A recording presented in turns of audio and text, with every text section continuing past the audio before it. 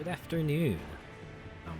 You know something different about my model tonight, in the sense that I have an actual model that's it moves, it speaks, it's got motion. I've been given life from up above. There's nothing too special about this. I just customized a model in VRoid real quick and just exported it out so I could use it in PC Face. I'm using like that, a combination of VTube Studio and just hooking it up all together to kind of get this going. Obviously, I'm gonna work on refining this, maybe give it a more personalized look, but this'll do for now. And feel like maybe this sort of new form kind of fitting because I'm about to wrap up my journey in Forza Motorsport 7 here. Got one more cup to go. 5 events stand between us and the Forza Drivers' Cup. Started a little earlier because I just want to knock out all 5 of them tonight. And if the previous weeks are any indication, I'll probably have to go for a really long time to get all 5 of them done. I'm going to start even earlier, but got tied up with like phone calls and work and stuff. So probably shouldn't waste any more time just to get right into it. Okay. I need to do 5 of these. 10,000 points each. I need 50,000 points, and definitely gonna try to shoot for all 10,000 points. There's no there will be no half efforts done here. It will be pedal to the metal, going full speed.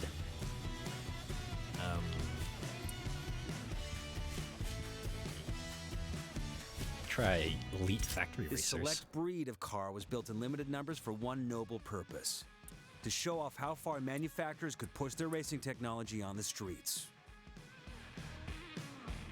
Just realized this game actually puts the car's country of origin. So we have here 1 British car and 2 German cars at tracks in the companies. In case, I guess I'll pick the straight 900 performance rating car. Hopefully it's still 6 races per event. Okay, it is. Good. I'm going to be doing 30 of these. And let's see. We'll take a quick estimate. Assume each event's like 7 minutes and multiply by 30. At minimum, we'll be here 2.5 hours, but of course that doesn't count for all the downtime and loading time and random other stuff that might happen. And of course, the events themselves might be a variable length. They're not all guaranteed to be 7 minutes each. I just feel like that's a fair enough average. Right. Since this is also the final cut, maybe I should just start blowing all my mods right now. Just use all of them, because won't have any opportunity to use them after this, right?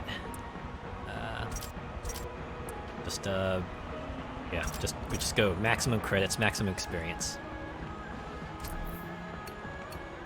Right, that's they stick. Okay. We're getting in there. We're getting 4 times the credits.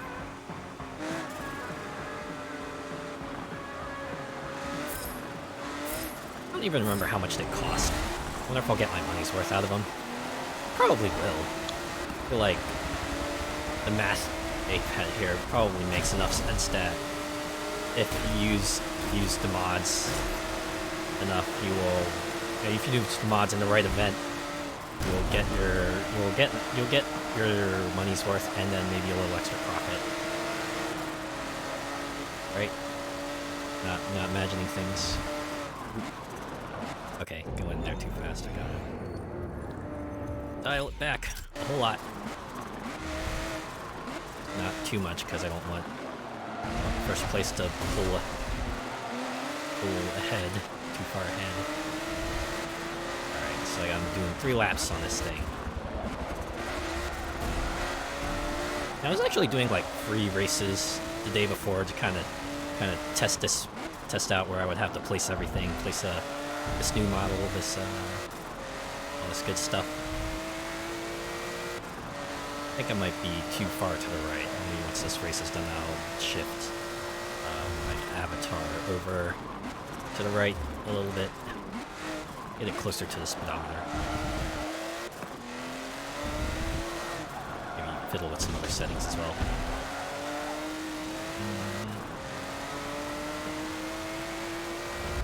Oh boy.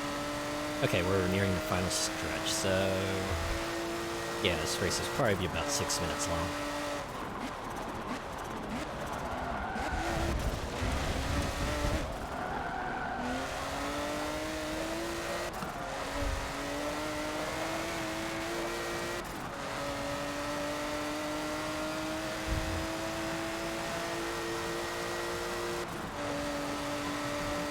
Alright. 2 laps to go.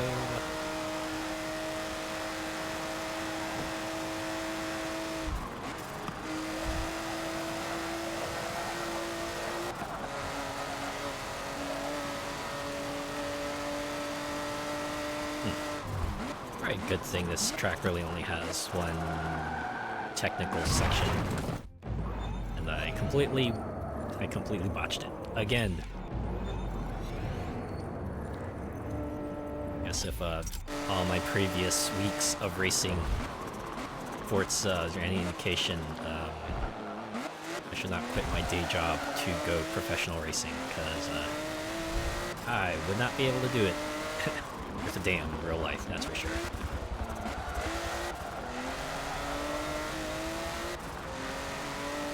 My DQ rate would probably be like 95%.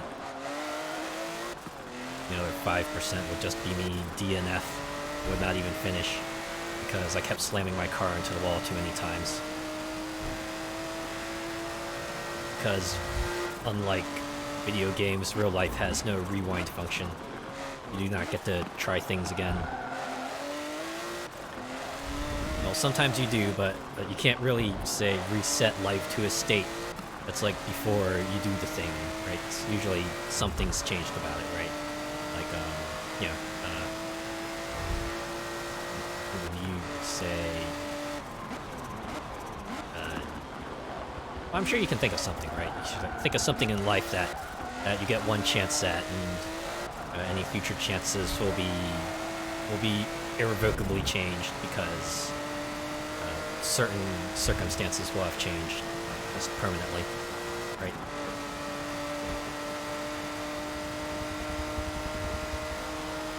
Alright. Just 3.5 minutes for 2 laps, okay. I'll get this done a little bit sooner.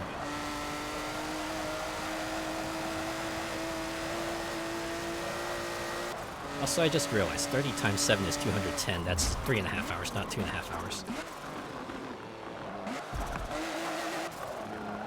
That's, I guess, I think that's what they call the streamer tax, right? But you're doing 100 different things at once, so your brain just shortcuts a few things and maybe gets it wrong. I'm sure if I had an audience, they would have pointed it out right away. No, that's 3.5 hours, you dum-dum.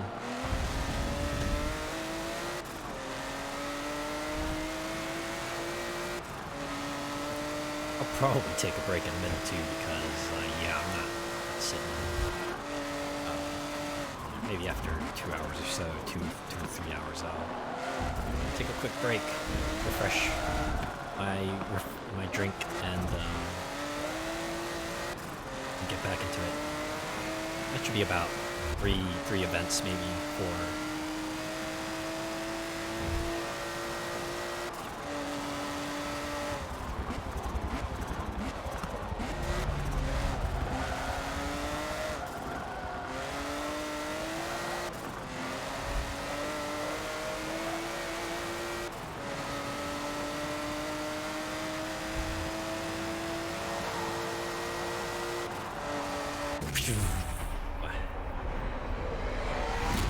That was 800. 800 out of 10,000. I said this already, but the way they weight these events mix doesn't track with me. I don't know. Feels super arbitrary. I've already talked about it at length, so all right. I'm gonna go see if I can adjust this model real quick. I'll be right back.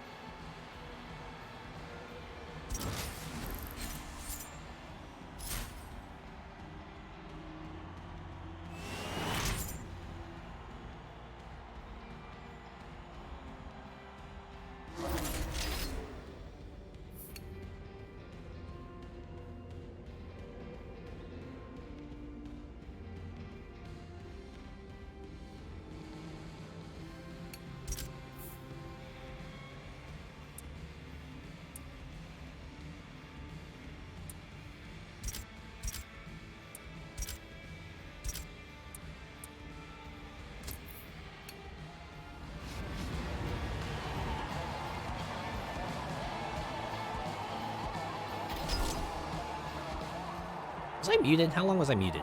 I hope I wasn't muted for that long. Wow. That's embarrassing.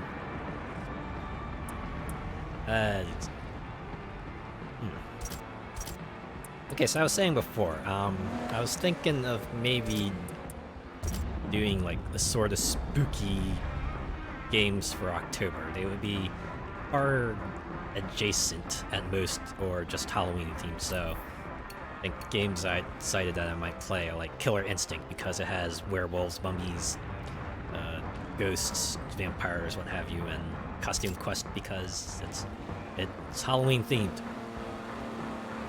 Or I just throw that in on a Saturday or Sunday each weekend.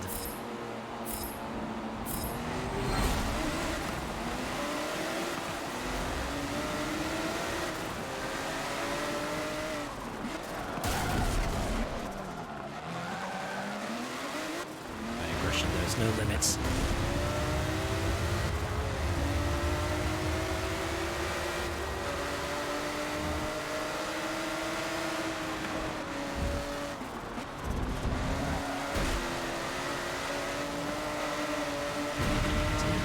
Past you, excuse me, coming through.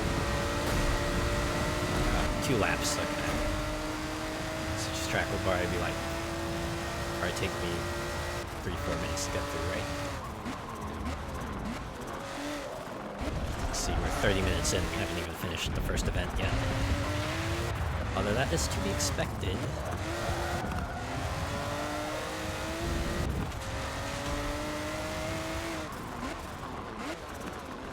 Rain is going to come down at some point, right?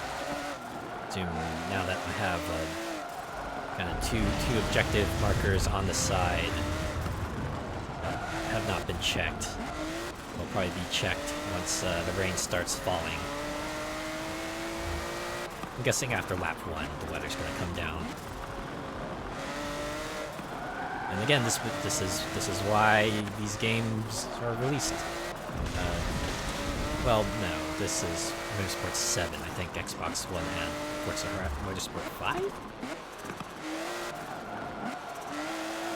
In any case, they're still good technical showpieces, even not during a console's launch, because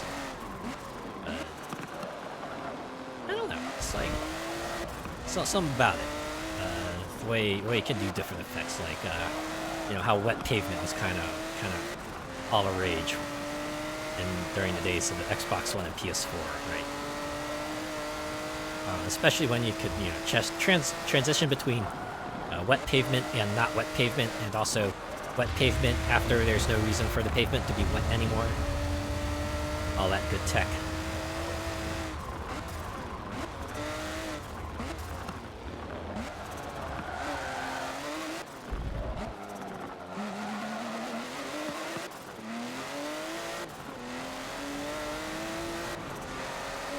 Nearing the end of lap 1.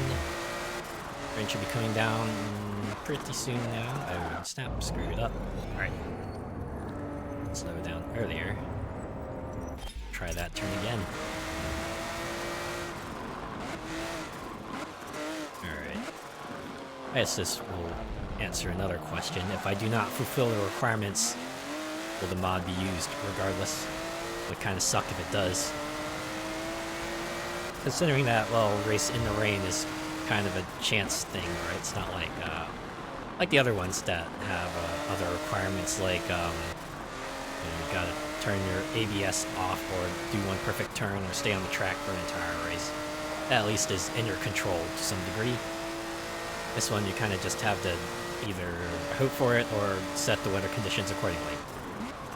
Which at that point, as well, just have that be an automatic bonus, right?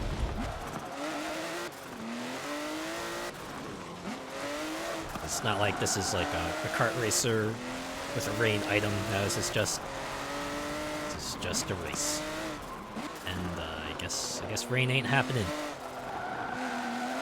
We'll find out what happens to these mods once this race is done, I suppose.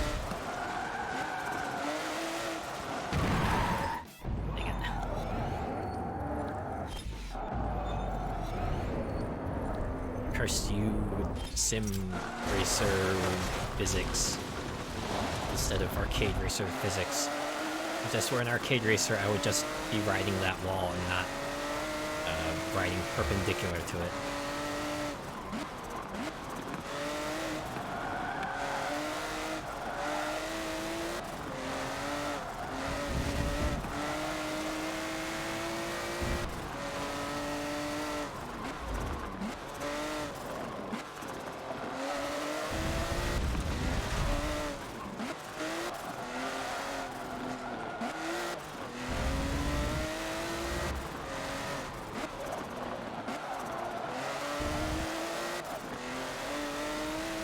Wouldn't it be funny if it like rained in like the last few feet?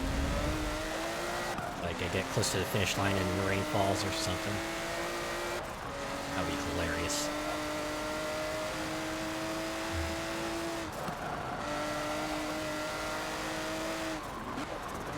Stud. Conditions just look like it's about to go at any moment. It's almost like real life. You see the cloudy skies, you hear the rumbling of the thunder, you see the lightning flash in the sky.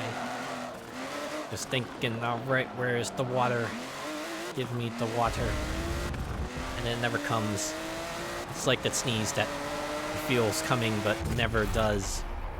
And you just end up feeling really frustrated at the end because you were about to get that sweet, sweet release, but it just doesn't happen.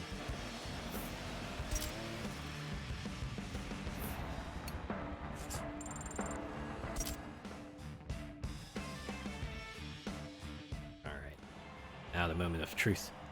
Obviously, I'm only gonna get the 100% bonus. Yep, the other two get flipped over like cards. I just realized they were cards. Oh, I guess. Yeah. Okay, so I guess they're not used. Was that one? Yeah. Hey. Yeah, they're still there. Rain track scenario, yeah. At least. Okay, so the game did at least recommend, hey, maybe put those away, because we're definitely not gonna rain here. Time for more of these conditionals, and we're gonna get out there.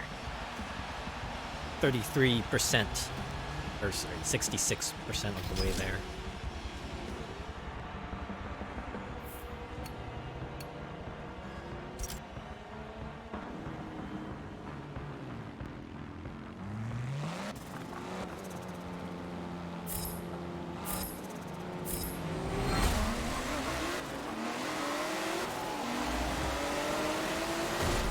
This is a single lapper. Which means this track might be 5 to 7 minutes, maybe longer. We'll find out.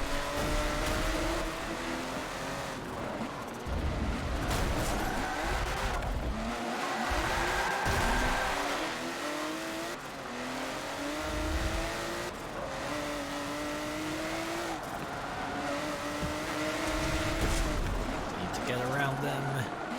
And I got around them, yeah.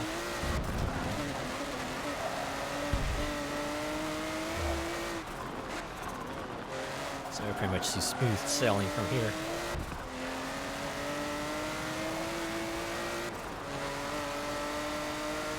So we're gonna fly down this road. You know, how fast this can get. 185. 90. If we hit 200, we hit 200. No, we're not going to hit 200 though. First, you technical section.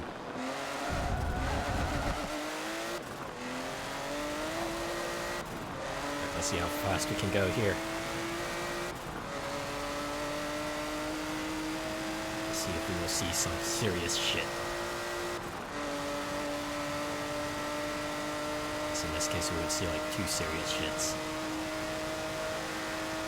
Doesn't sound right out of context. Like, if you didn't know I was talking about Back to the Future, you'd probably give me a funny look. I'm starting to reach that age where all my reference material kind of flies over the head of some people, right?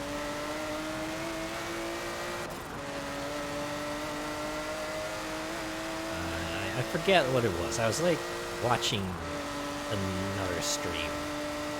I remember making a reference. I forget what it was, but the streamer was pretty confused about it. Some other folks in the audience though kind of got what I was referring to. And, we told the streamer, we told the listener that, and they said, "Ah, yeah, that's kind of old, isn't it?" We're like, "Yep, it is." Insert rapidly aging image macro here.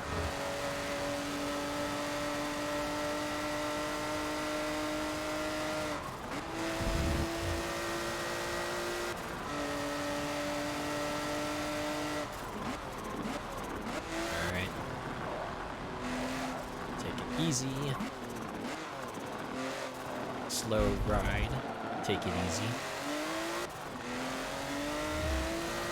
Disappointed that song never made it into Rock Band. Or you know what song kind of super disappoints me? You know, apart from Weird Al. I remember the original demo for Rock Band, like long ago. They used was it Guns N' Roses' "Welcome to the Jungle" as like their kind of demonstration song. And as far as I know, that song has never been in Rock Band proper.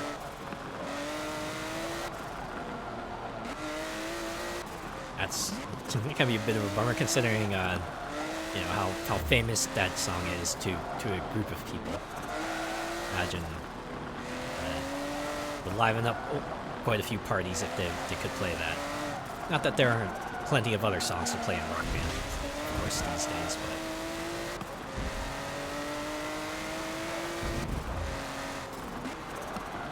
Because 7 years ago, they released their one and only Weird Al song. Still waiting for any other Weird Al song. Obviously, probably not happening anymore, but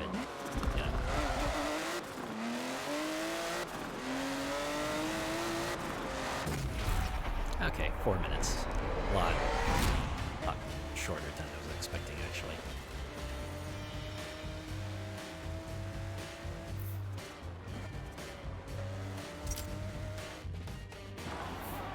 Alright, one more race. And it's worth 3,000 points.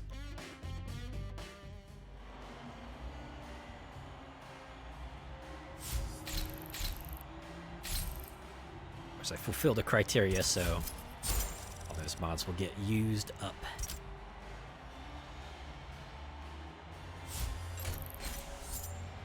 Think about it, that was only like a 10,000 prize, so maybe wasn't the best event.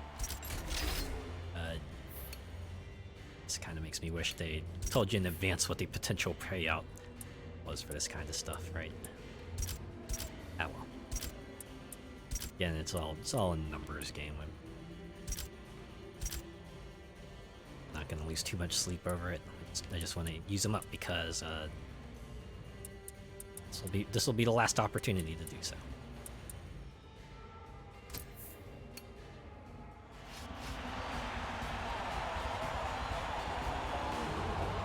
I think once I get the Driver's Cup, I will probably just, I'll just wipe my hands and go, yeah, hey, that was fun, and walk away. I don't know if I will continue playing this. Don't get me wrong, I've enjoyed it, but I've played a lot of Forza Motorsport 7 now. I'm ready to move on. Got a bunch of other racing games I wanna play and kind of show you. There are some pretty cool ones that I can access.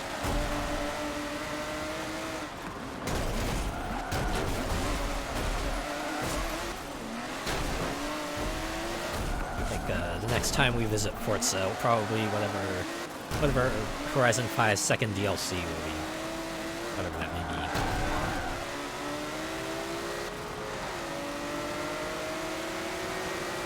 I think, or at least recently, from what I've played, Horizon 5 has kind of gotten a lot better with their festival playlist offerings. I know there's some weeks where they kind of drop the ball like a whole lot, but think this week was especially good because the weekly had a through line, right? The tasks kind of made sense.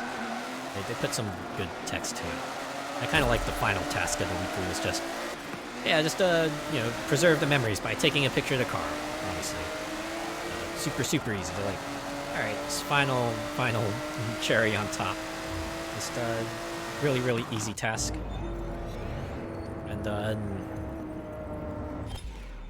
for the past few weeks especially, I think the picks they've picked for the event lab highlights have been pretty good. They've shown some tracks that are like actual genuine tracks and feel like they're doable with the restrictions they place and don't have any arbitrary changes either, at least according to the people who created the event lab events. I think the one they had this week actually incorporated some of the Hot Wheels tracks, Hot Wheels elements, which was pretty neat. So this is real fun, just seeing people use what objects and tools they have and try to spin some environments. I think there was that other week where the event lab had us like driving through a parking garage, at least a simulacrum of one. And the fact that someone took the time to put all of the elements together to create something that looked and felt like a parking garage was pretty cool. Right.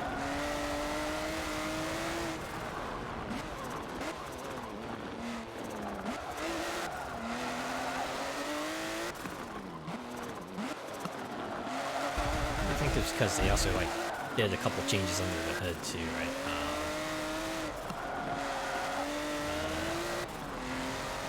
That's the one thing that looks like was an improvement, but maybe not quite as much, was they alphabetized all the categories in the filter section when you look through your entire garage of cars and you press the filters button, and that one section would have like the hot hatch, the supercars on seemingly arbitrary order. They alphabetized it, but the thing was they only alphabetized it for English, and the way they did it, other translations still had the elements out of like their alphabetical order, so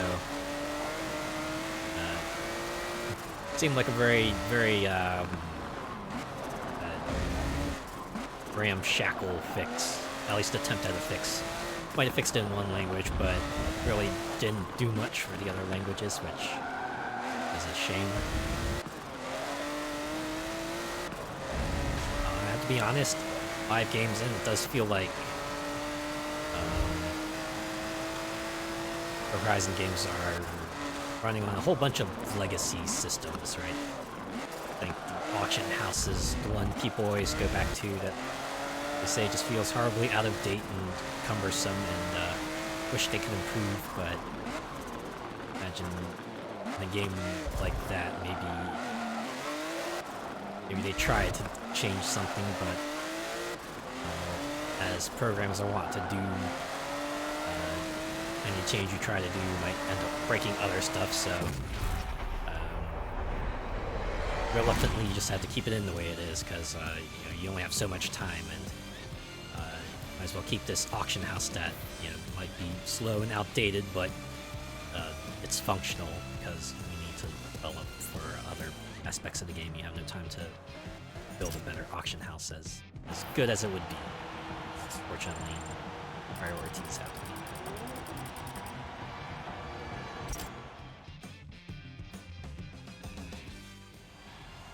There you go. It's another event in the bag. Another first place finish. 10,000 points. All mine. That's another 10,000 credits. Seriously thought the final event would just have more credits in general. Like, I remember some of the other ones giving out like 19,000, 16,000. This one's just like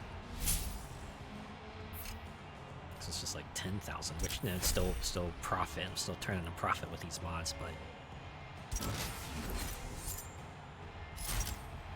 this is just me.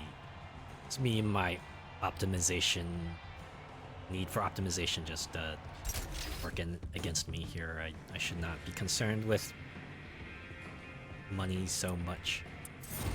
Really, it's not going to make a difference in the end. That's the thing that always gets me, right? I always obsessed over these little things that, in the long run, you know, I look back like a long time later and think, wow, I can't believe I was so obsessed with it. I do it again and again. I guess I'll try card. Oh, before that, a little break real back.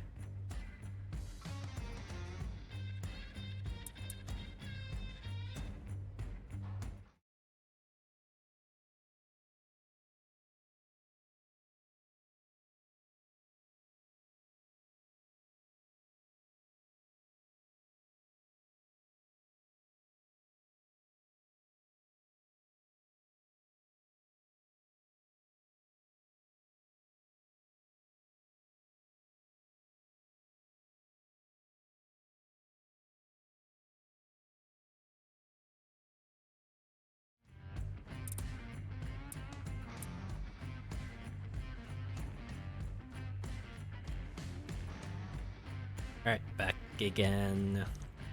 I think, alright, we're working. When should I go next? Supercar Renaissance. Oh, I don't have that many credits. I need to save those for the prize cars that show up on level up. Maybe Vintage Sport Compact. I got 2 of those. They are fun, lightweight, and great to look at. Let's take a moment and celebrate these sport coupes from the 60s and 70s. Automobiles that were the precursors to today's modern sport compacts. Oh man, look at those designs. That's very antique.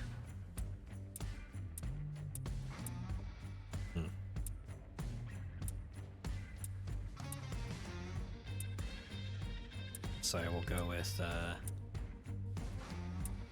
man, I don't like more horsepower? It'll probably bite me in the butt. Time to shove a bunch more mods onto.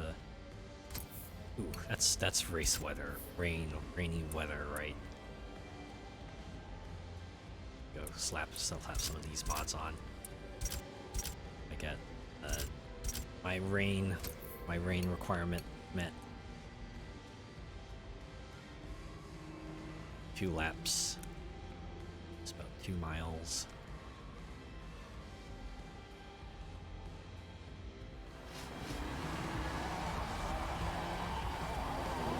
Wow, I think we might have this one in the bag. I think the mods are gonna proc. I'm gonna get my extra credits, baby, right off the bat too. After after the previous race, that gave us 2 laps of thunder and lightning and cloudy skies. This is just right in the straight. Yep, and there, check mark. Yep, I'm good to go. All I need to do now is drive.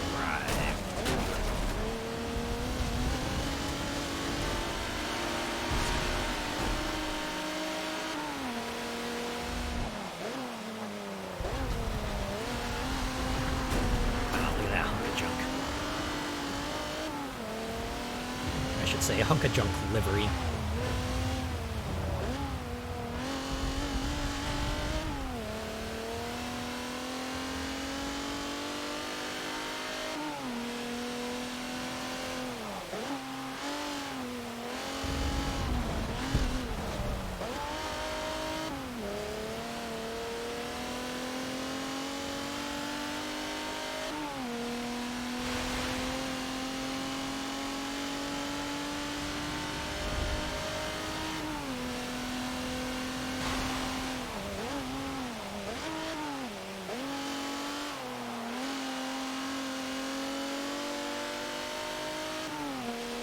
Good turn, says the game. Thank you. Game, I appreciate that. What's better than a good turn? Perfect turn. Probably not good enough for a perfect turn, though. Another good turn. This was a bad turn.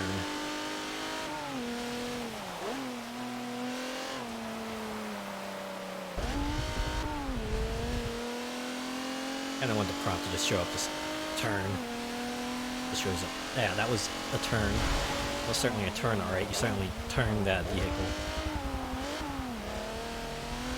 I guess the best thing you could say from turn is that you turned, right? You didn't crash. You stayed on the track. That's about all you could really ask for. Alright, lap 2. That was 2 minutes, so I think this one might go by fairly quickly. It means the credit payout might not be too huge either. And again, this is like one of the very few rain events, so maybe I'll just deal with that. Just deal with it.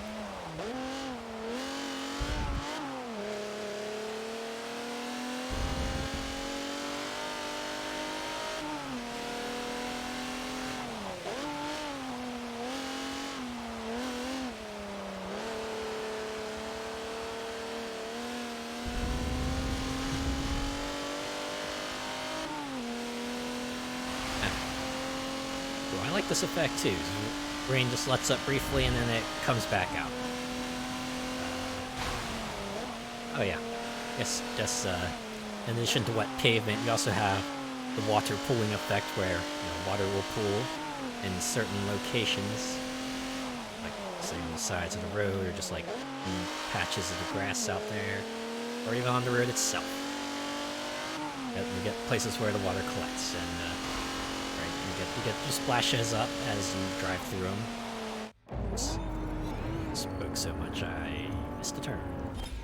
Try it again. Ah, now the rain lets up for real. See here, pavement still wet. That's the power of tech, baby.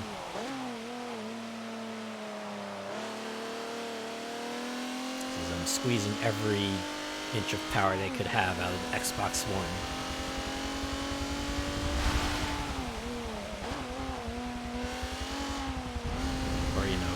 Whatever PC rig you might have had if you were playing this on the PC.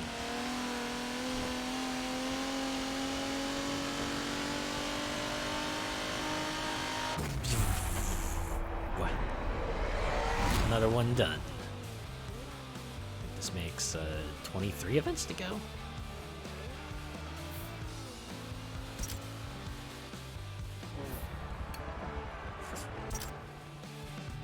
Don't stop for nothing.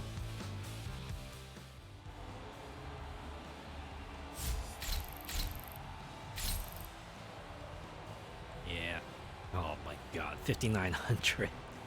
Alright, maybe I'll skip using mods for this cup. I feel like it's not gonna be worth it.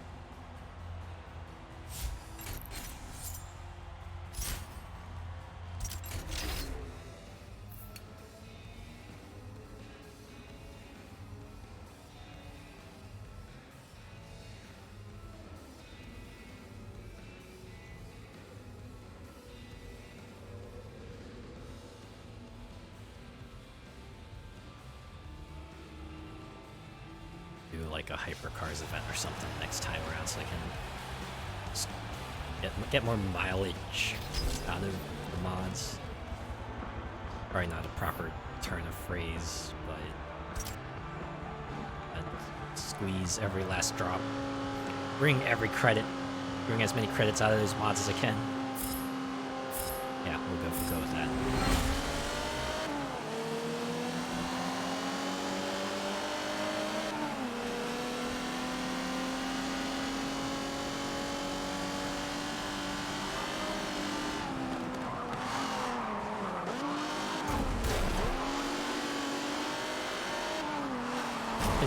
Bump and weave.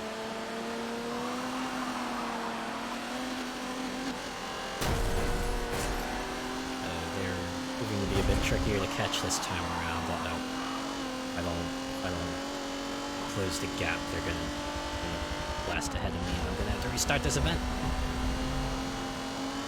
There's no way I'm finishing below first. Not when I need every last point to finish this in 5 events. I will restart if I have to. Okay, good. Closing the gap. Got a plume of smoke with your name on it. That's a thing racers say, right? I guess I could also say eat my dust. I think that's a classic.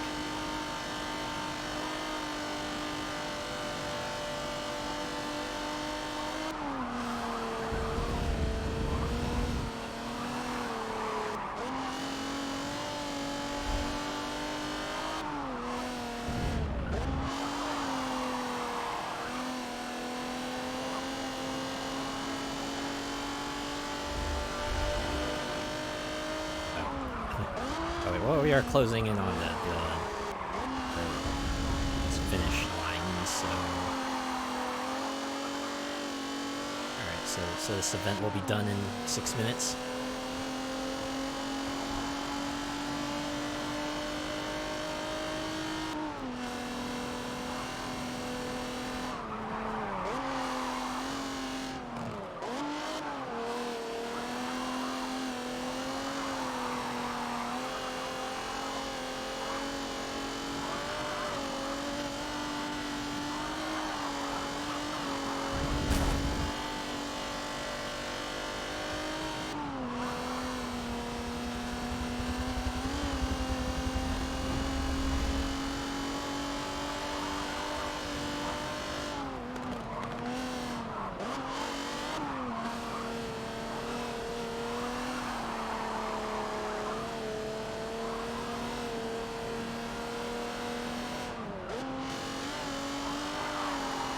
There's always 24 racers in these events, and I don't know, I guess if I were playing in a higher difficulty, I'd be seeing more of them.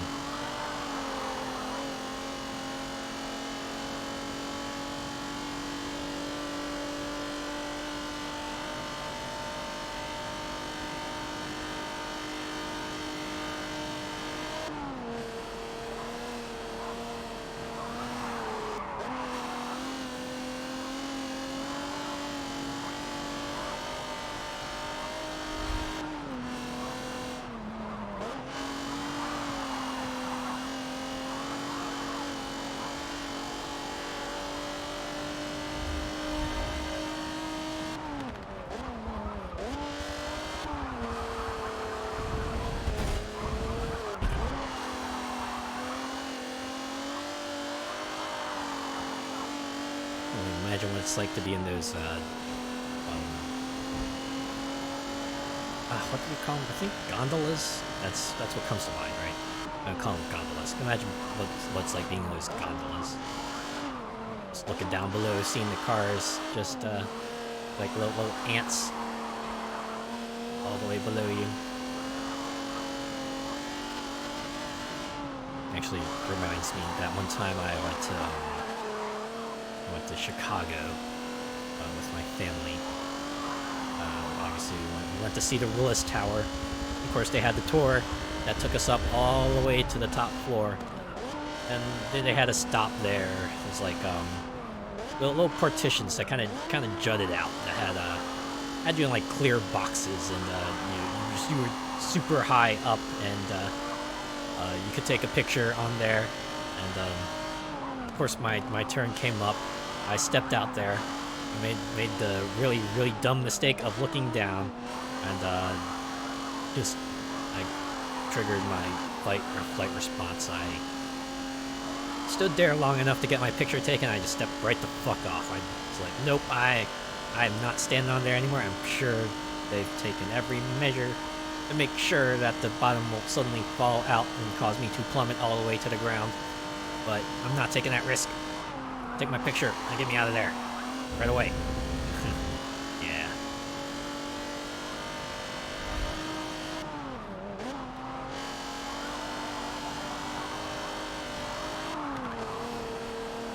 That's the thing about me is like, I guess, I don't know if I say I have like an absolute fear of heights, because I don't become like absolutely paralyzed with fear if I'm really high up. I think it's when I have like the reminder, or when I feel like I don't have quite a safety net, like in that instance where I look down, I just see the ground's really, really far away. I'm like, oh shit, I don't want to do this. If I were like on like say a walkway, or if we're on the top floor, but I didn't look, and I only looked out, didn't look down, I would probably be okay. Cause I did that the rest of the time, right? I just like looked out into the horizon. I got to see like the rest of Chicago. That was pretty rad, I have to admit. That was 11,000 credits. I could have used my mods. Oh well.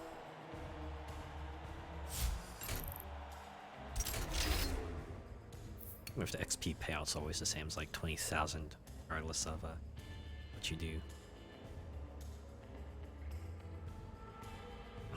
Okay, this is 2.52 miles, 2 laps, and still not. I'll wait till the next event.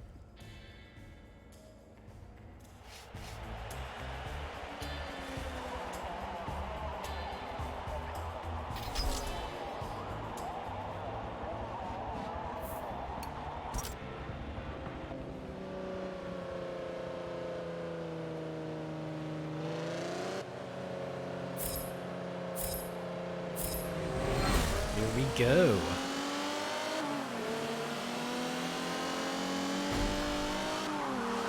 Yeah, perfect pass and a good pass. There we go, some more passes.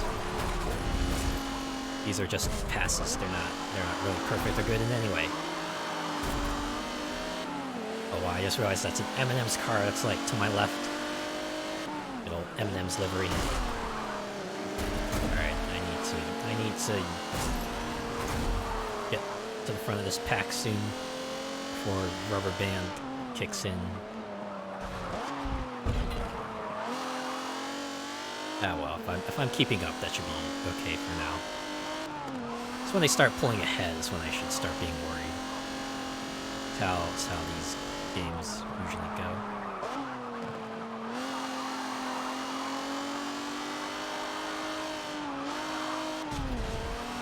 I think the most absurd,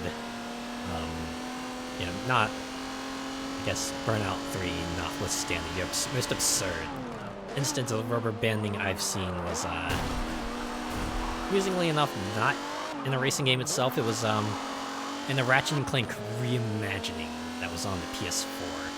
Right? They brought the hoverboard races forward, obviously updated a little bit. But those events had some ridiculous rubber band AI. It was to the point where you could like kick ass in the race, right? You get maximum boost take every shortcut. And regardless, right, if you crashed once, then suddenly you find yourself in like 3rd or 4th. And that feels like super absurd. Right? Even, especially for a platforming game, right? You don't want to make the races like nigh impossible. I think even worse, there was like trophies related to winning the race while also completing the track in a certain amount of time. So, get those trophies, you'd have to play practically flawlessly. Obviously, if you weren't worried about the trophies, you could just, manipulate the AI, just take it slow till the final lap and then blast ahead. But if you wanted those trophies, no such luck. You just have to get good, as they say.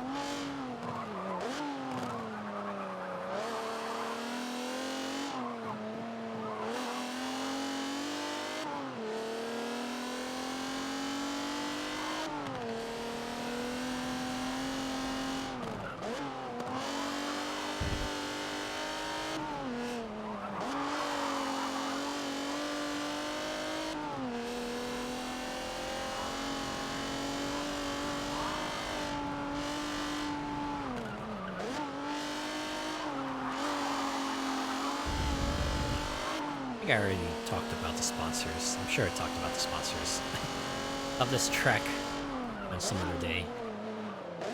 No Coke, Yokohama, Panasonic, Save, Z Mart, O'Reilly, GoPro.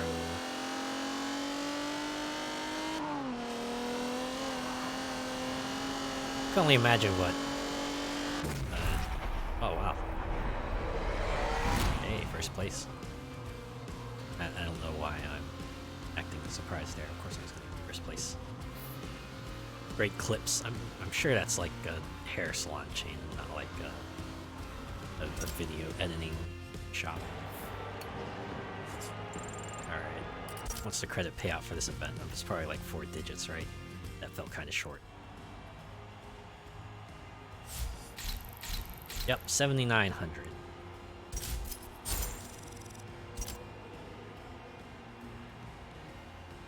XP payout still 20,000. Or wait, no, that's 20,000 credits. I don't know why I read that as XP. And I never said anything about 20,000 XP. Alright, off the road Atlanta. Oh no, it's 3 laps. They picked this one to be 3. It's because it's like we're entering the back half of this event now, so races are going to be a little lengthier, a little. I guess that means the payout will be higher, at least, right? I wouldn't be surprised if it was at least 5 digits worth. Still not going to use my mods.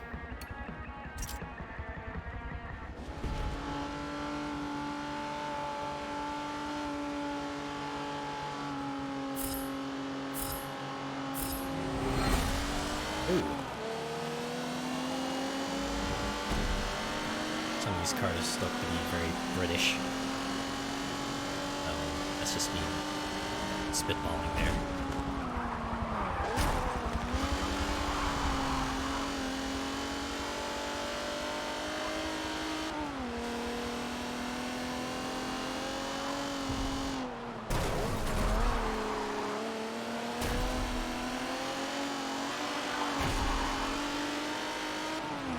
Need to get ahead of first place here.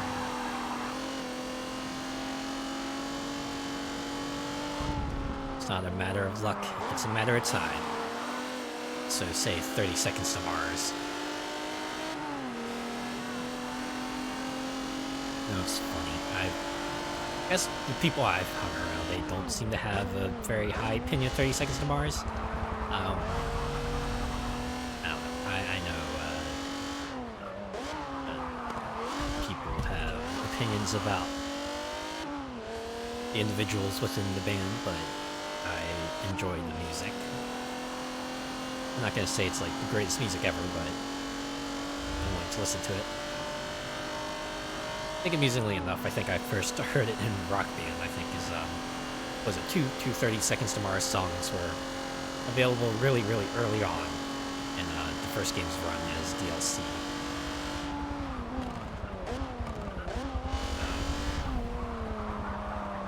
It was like The Kill and another song. I forget what the name was, but I think I remember downloading it like a long time ago and thinking the tracks were okay.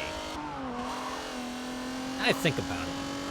I could probably credit Rock Band for a lot of music that I came to really enjoy, especially Foo Fighters and Offspring and Bon Jovi.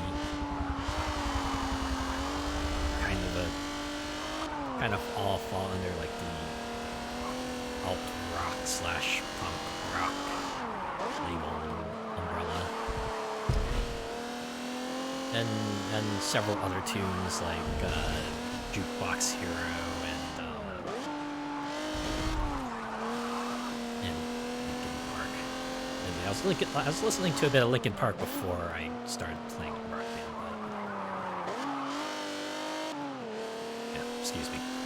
I just always remember when I would play Rock Band with my sister. I would just let her kind of scroll through the list of songs, and she would always point out, "Wow, you got downloaded a lot of Linkin Park songs." And, well, yeah, I did. Right, because because back in the day they did like quite a few full album releases, as it were. So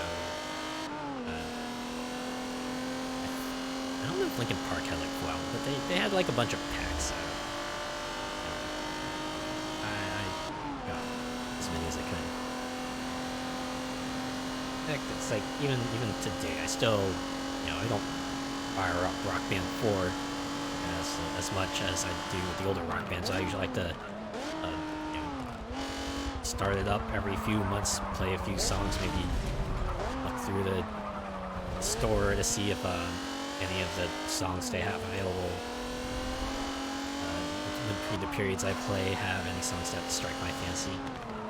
I think for a while there, I used to buy like the Spotlight Pass. Like every season, they had Spotlight Pass that could get you like select songs for that period of time. I would buy each one without fail. I feel like I've kind of skipped on the last few because, well, specifically because I don't play it often enough to justify getting it. I realized like most of the music that's on the pass I don't quite recognize, so I kind of just going back to, alright, listen to the song, hey, have I heard this before? Do I think I will enjoy playing it? Then yeah, I'll buy the song, download it, play it a few times, have fun. I used to be big into like the Rivals mode when it first came out. I would like started a band and played it like for 6 to 8 weeks as it was available, trying to climb those tiers and get the special rewards that you can only get by playing that mode. I know I got some cosmetic items there that I actually used on my characters. Specifically the ones where like offered everyone like jackets depending on the placement. I think I used like one of those for my creative characters.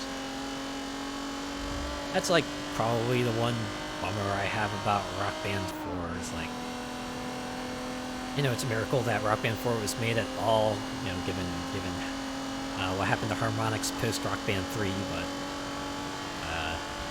I miss the old customization items they had. Like there's like one particular set that I enjoyed using that they didn't bring back. I'm guessing that's like all tied up to like rights issues and stuff, but customization in Rock Band 4 is like definitely a lot more limited. Right, not as many slots that you had to like pick and choose items and what have you. Also, just fewer items in general. I felt like after a certain point, most of the cosmetics you could get, like the Rivals mode. Although it kind of makes sense, right? Because from what I've read, they weren't even going to like add character creation in Rock Band 4, but they only put it in once certain people were convinced that it was kind of a big deal, because it is. So they kind of put it in the form they had, and I mean, some of the new items they have are cool, but felt like there aren't quite enough to kind of like make all the characters that I made in like Rock Band 3, for instance. Which yeah, I know I had a continuity. You see, I had a continuity from Rock Band 1 to Rock Band 4. The characters were following a through line, or Rock Band 1 to Rock Band 3, the characters are all following a through line. Even Unplugged on the PSP was like part of this continuity I made up in my head, because Rock Band 4 didn't have like the old customization items. I had to like gin up a whole new generation of characters, and yeah. Of course, in the long run, it didn't matter too much, but like kind of a bummer.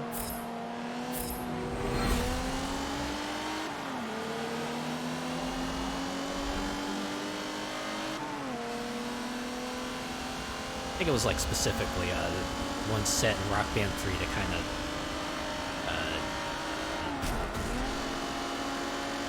gave the character like thigh-high buy socks and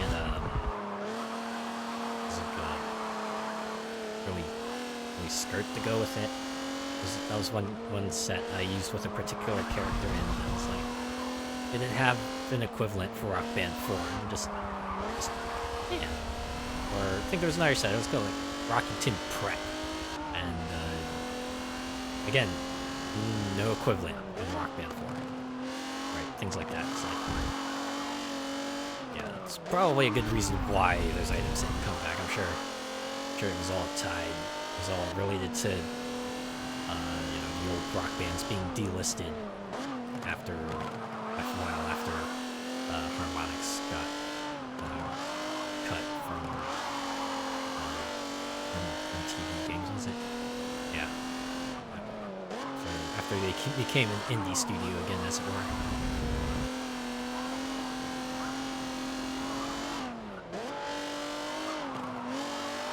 I mean, I guess I could always, just go back to Rock Band 3 if I want to play with my old Rock Band 3 characters.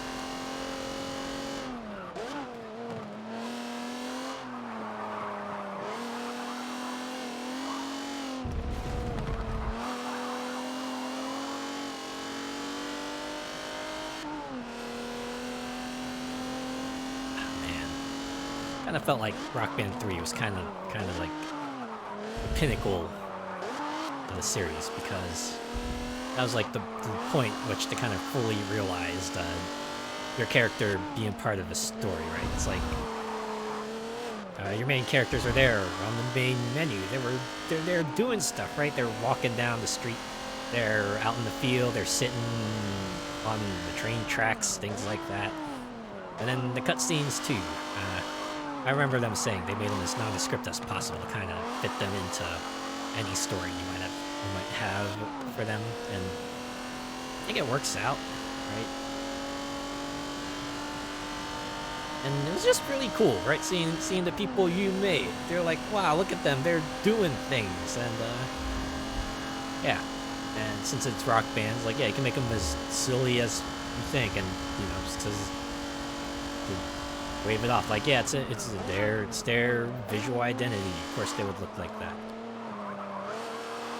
Of course, that's always the funny part of other games that have other character creators in them, right? Most of them usually expect you to have something at least semi-serious looking, but some people have fun, and of course, I also find it amusing, right? People make the ridiculous get-ups or characters, and see everyone else is like, super serious, super fitting in with the universe, and then you have a guy with like a giant horse head and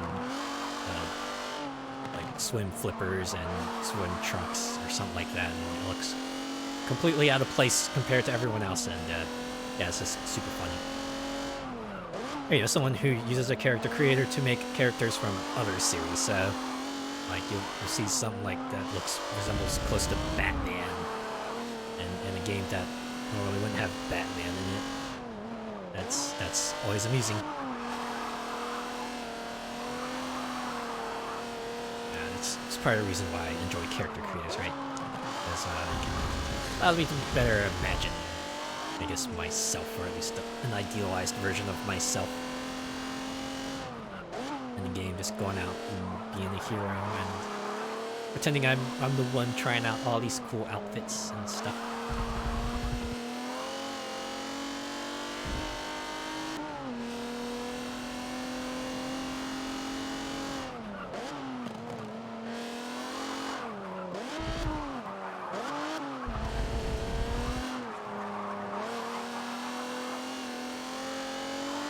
This is only 2 laps. So, closing in on the end of this race very soon. And the final turn.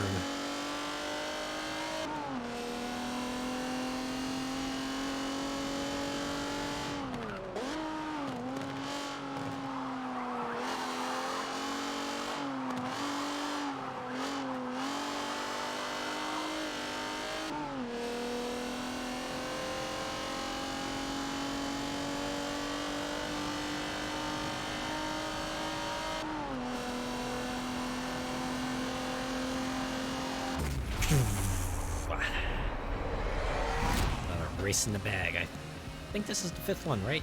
counts as a 5th one because I got 2,000 SP out of that, so got one more to... Yep, race 5-6. One more to go. Get through this, we'll have our 2nd event in the bag. We'll have just 3 more to go before coveted Forza Drivers' Cup is ours. Got it. This has a decent credits payout, right? I'm gonna get like 13,000 or something now. That's my guess. 9,800. I'm almost certain this is not as much. And granted, the event was only like 5 minutes long, but still. It's 3. Oh wait, no, it was also 2 laps. Yeah, never mind. I don't know what. Yeah, the payout checks out actually. Nope. Mind me, I'm just gonna take my car and go. Improve my collector score. Get out there in the Nürburgring GP circuit. Still not putting on any points.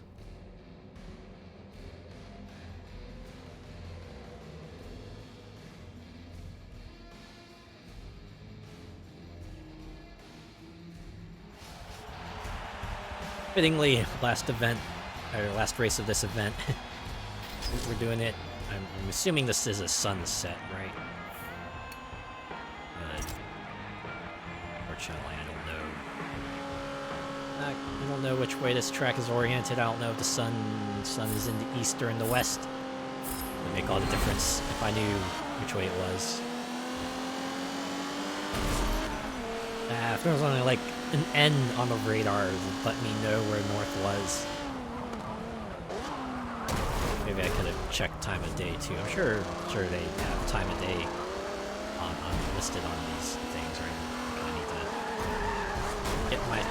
Okay, you know what? I'm just gonna try that section again. I feel like that was a mess and a half right there. Need to break away from these cars sooner.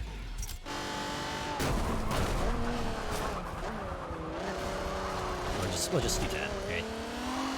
Forget regulations racing. This is Forza Motorsport 7. They're lenient on the regulations. Thankfully.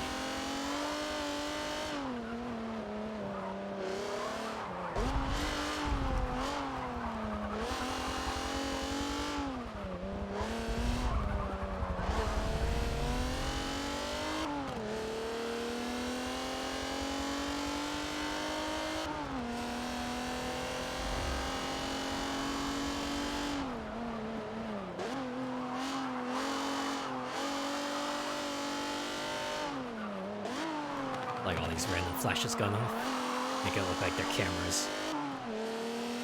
Imagine this is what... this is probably what the stands also look like in real life. You see a bunch of flashes going off.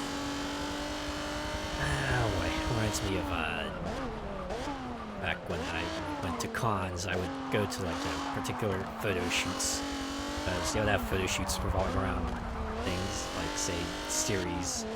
For example, Shin Megami Tensei photo shoot, or Pokemon photo shoot, or Fire Emblem photo shoot, and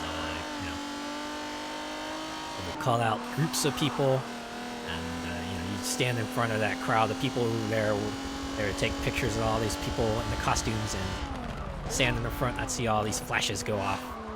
And, yeah, I guess that's just to say I've experienced it personally.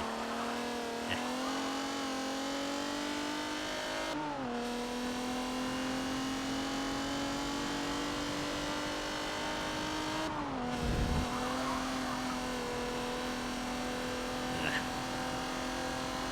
still feel like the world situation is not in a place where I'm comfortable still going back to a con. And it's been like 3 years now.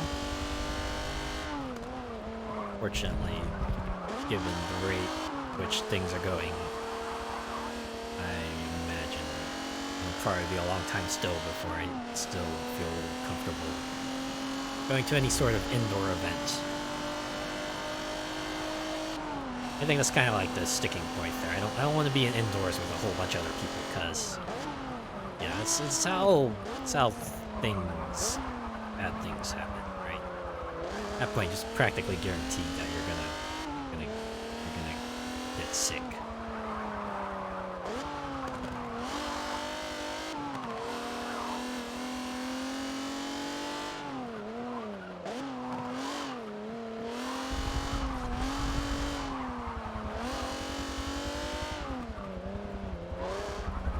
So this is also 2 laps. Satisfying. Oh, this is a fairly lengthy track, it seems. It's a bit longer than the other ones. Guess that's why it's 2 laps and not 3, right? Because really, that's the only kind of division you get here. You gotta do full laps. Yeah. Seems like games don't usually do like 2.5 laps or something like that. I guess that point would be like checkpoints, but they don't do that in this game.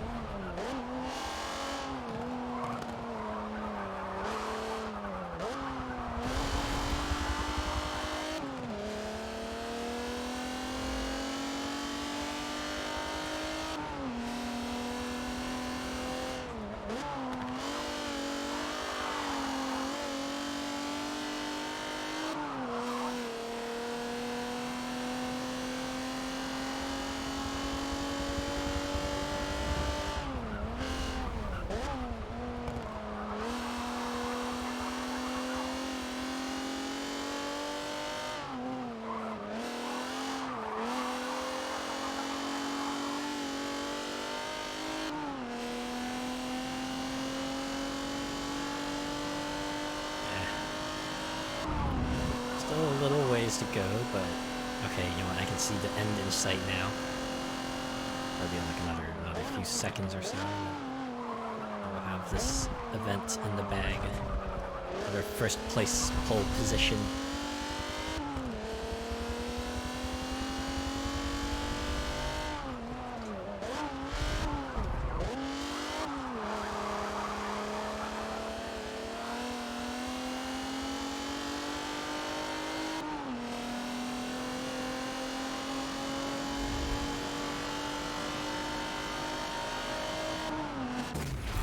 There we have it. One more event in the bag. Our 10,000 SP.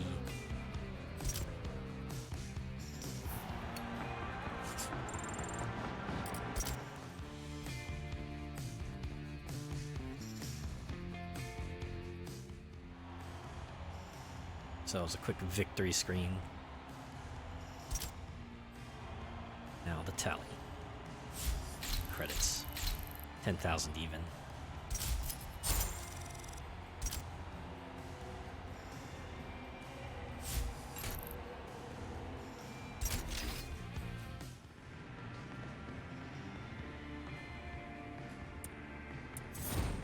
There we go. 2 of 5 events needed to win the Forza Drivers' Cup, I think.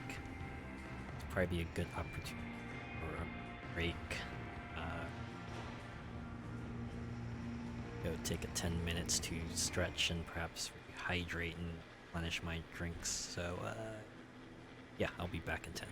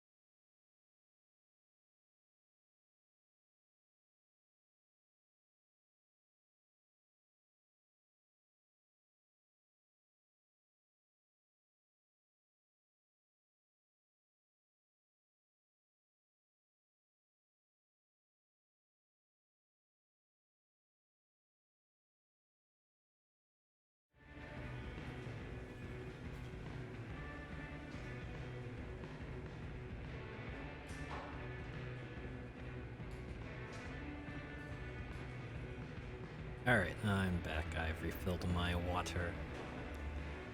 To continue my climb, my race for the Forza Cup.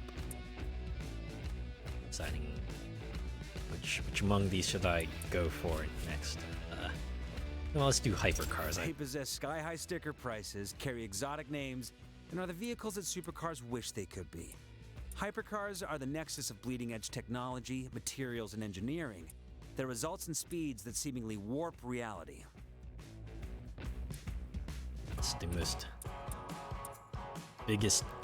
biggest reason I play these sorts of games, get these sorts of able to drive these sorts of exotic cars. Yeah, this is what I'm all about. I'm gonna use the what? I think I'll use the Bugatti for this one. French car, I believe.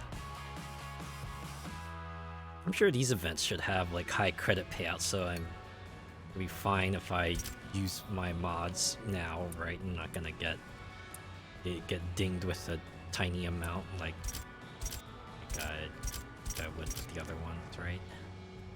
Guess we'll find out. I like how the payday mods just like straight up boost, but these have a conditional even though they're a smaller percentage payout. It's kind of weird. Although I guess if you want just a guarantee, you want people to have a reason to pick the guaranteed boost, right? You gotta make it better than the conditionals, I suppose. I'm sure the prices are different too. I'm sure the guaranteed credits boost is just worth, right? Requires you to spend more credits to get it. I don't know. Each time I've paid attention, I haven't been paying attention at all to how much all this stuff is costing in the shop. I was like, oh yeah, that's a universal credits boost. I'll just buy it. I'll save it all for the final event. This is literally equivalent to me in an RPG, just hoarding every item I can. Right, all the max revives and potions and Phoenix Downs and mega elixirs, what have you, because I can do other things, and I'll take the more roundabout route because I get to save the item for the later that will probably never come.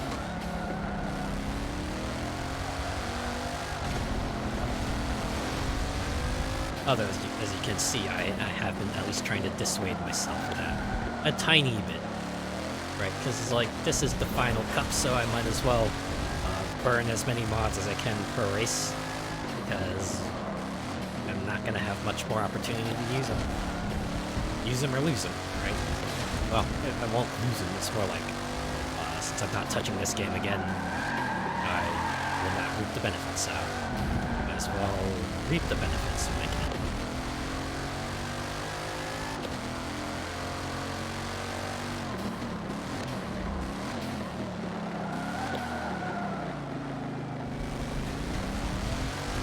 Track with the turn that I always seem to oversteer on. Right, I can't seem to get through without going off track. I'm sure that describes most of the tracks, but this one especially so.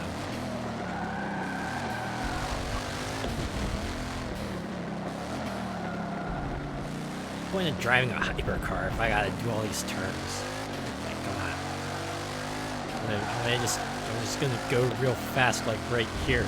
I'm just gonna hold this accelerator. We're gonna go fast. We're gonna go fast. We're gonna go fast, and we're gonna keep going fast. We're gonna have to stop going fast pretty soon because there's a turn coming up. So I don't want to smack into that wall way back. So just slow down for a really long time.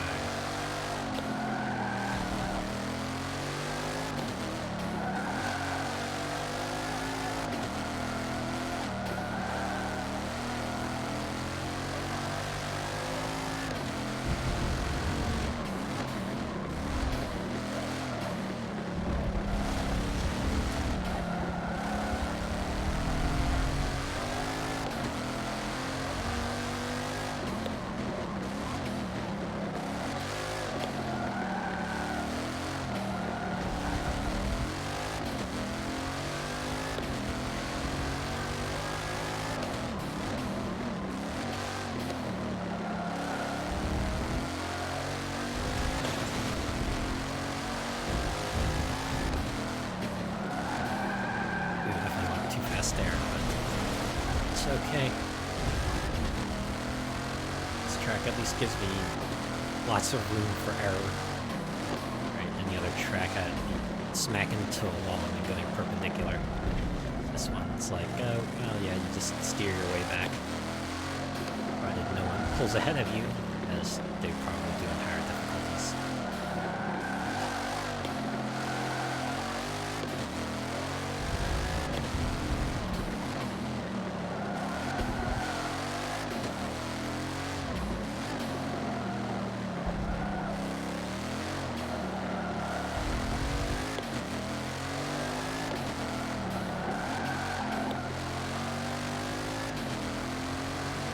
Back to the fast section. Yeah. Pedal to the metal. Accelerator to the floor. Just hit the gas. And now hit the brake. Do a combination of that for the final segment of this race. Stop and go. Well, not necessarily stop, like slow and go.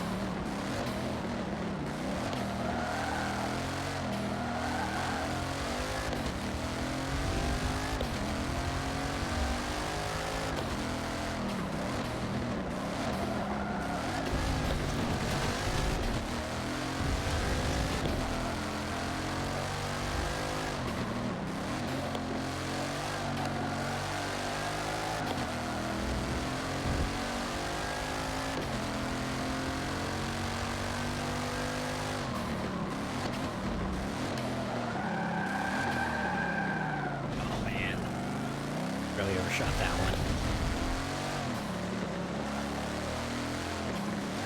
I have done before, no doubt. This is the final lap.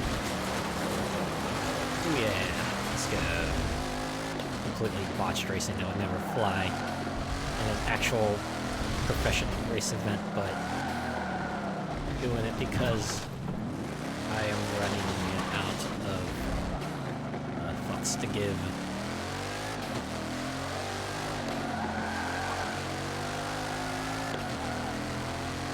Wait to see what the credits payout for this event is. Better be worth it. Better make my money's worth out of this.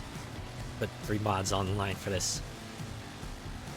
If I don't see 5 digits, I'm gonna be disappointed.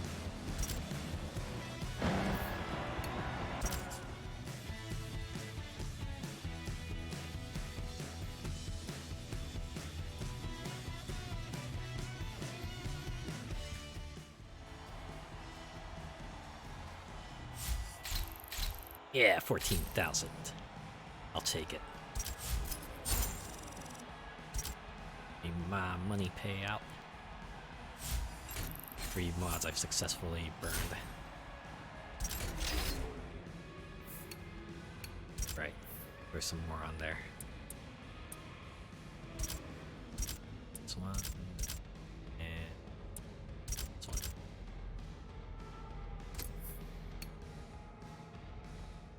4 laps, 3.5 miles, so this will be like a 10-minute track, for sure. 10-minute race, I should say. Not track. The track will be like minutes-ish, maybe.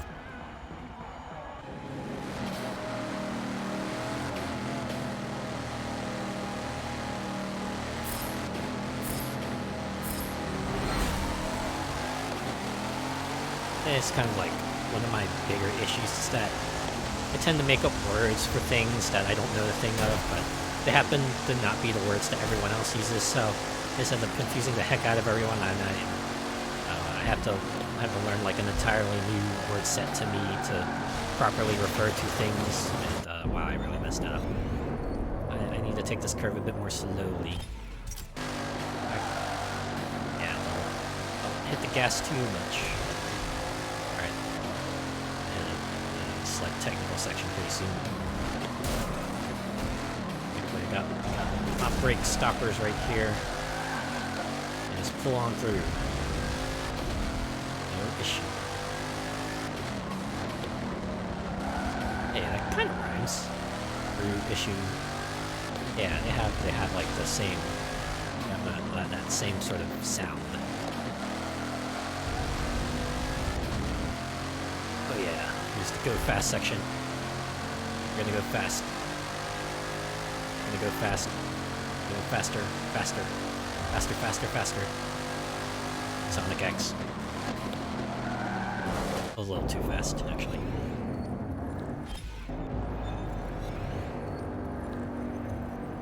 Let's see what my maximum speed was. Ah, still needs like 200. Ah well.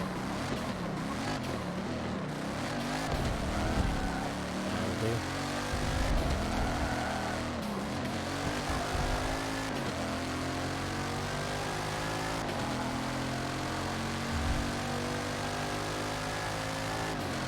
Oh, so that wasn't even like 3 minutes. This is probably gonna be like minute 45, minute 30. This track will actually be over pretty. Well, explains why it's 4 laps, right? It's like if each one averages out to like 6 minutes, then yeah, this would be 4 laps long.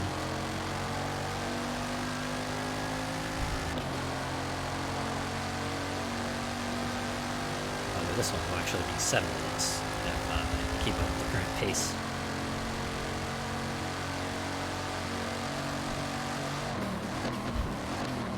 Does anyone remember Fear Factor? I remember when that was on a local channel, like really, really long time ago. I think it was back when I was in grade school. A show where they would have people do, scary stunts, right? Hence the name Fear Factor. You would do all sorts of crazy things. Obviously, safety measures we made to make sure the contestants wouldn't get like severely injured. The one thing I always remember, right, the host would frequently yell out, "Pick up the pace." That seemed to be like a favorite of the guy. Right, it's like because most of the events they did were usually like sort of race type events, and the guy would have a reason to yell, "Pick up the pace."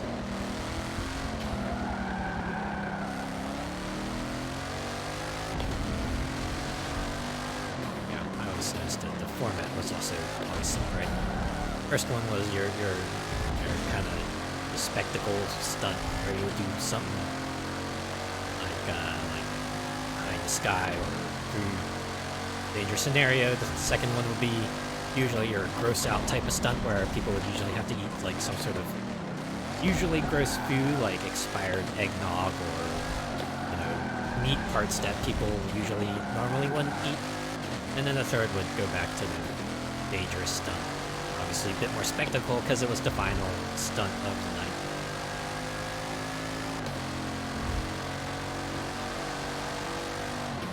I just remember, one of the activities they had people do was to strip down, strip all the clothing off of them. They'll have like go out on a runway, like they were models on a runway or something. I thought that was amusing because different kind of fear than usually the ones they would have, right? Fear of eating, fear of dangerous stunts or gross things. Now this is just like fear of being seen without clothes in front of people, which imagine we've all had that, right? At least in a dream or something.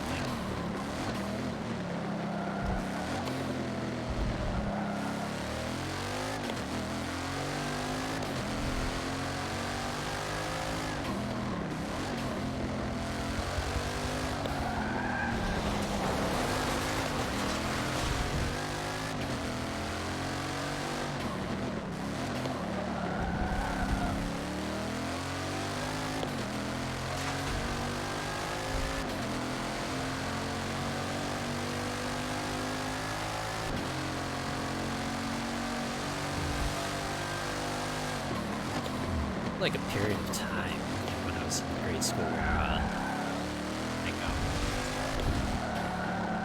I kind of your high stakes game shows were taken off. Excuse me. Brought on by Who Wants to Be a Millionaire?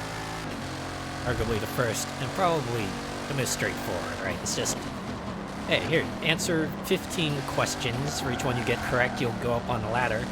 You got all 15 of them, win $1 million. Also, you also have like 3 chances to kind of get assistance with a question. Super easy, super straightforward. And it's kind of funny because game shows after that kind of layered on their own gimmicks and stuff, and perhaps arguably made winning big grand prize, usually $1 million in the US, a lot more complicated than maybe it should have been.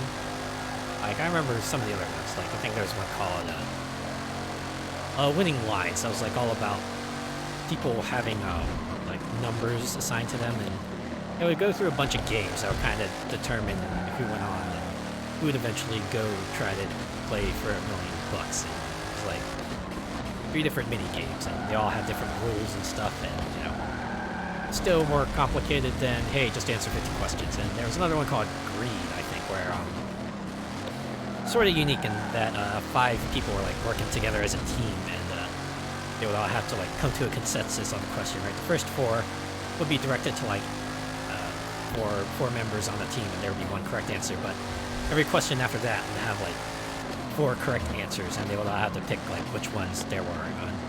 Pretty much all or nothing type of show. So like you got even 1 answer wrong at any point, you were done. And even then, now still slightly more complicated than answer 15 questions. And I think another one that was called like 21, that show based off a really old game show, I think, that was mired in controversy, but this one obviously was a bit more on the up and up.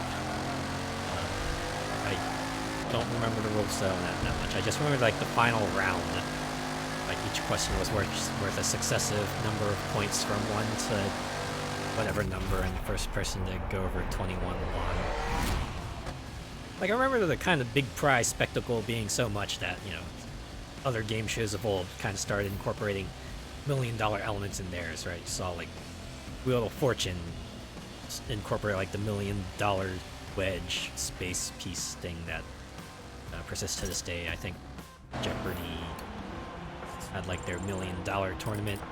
Even The Price is Right gotten on that $1 million thing for their primetime shows. Yeah. I think like the second era of your big wins game shows came around with Deal or No Deal, which definitely changed it up, right? It's like less about the big prize and more about, oh, these contestants who came on and boy, they could really use this money, and man, it would be such a life-changing amount. And you know, it was all about the big suspense, like, oh, I picked this case and we'll agonize it over for 3 minutes before we reveal what it is. Even if the whole game just boils down to, oh, did I luck out and pick the right case? Like, I remember there was like a video on YouTube that kind of did a condensed version of a Deal or No Deal episode, right? It was just Weather report says we're gonna get rain. Get ready for a slick track. The numbers the contestant called, and then the reveals of the case, and the whole video was like 5 minutes long. Imagine they stretched that out over an hour in a standard Deal or No Deal episode. It definitely puts things in perspective. You think about it, yeah. So I'll put some of the main cards up. Don't know.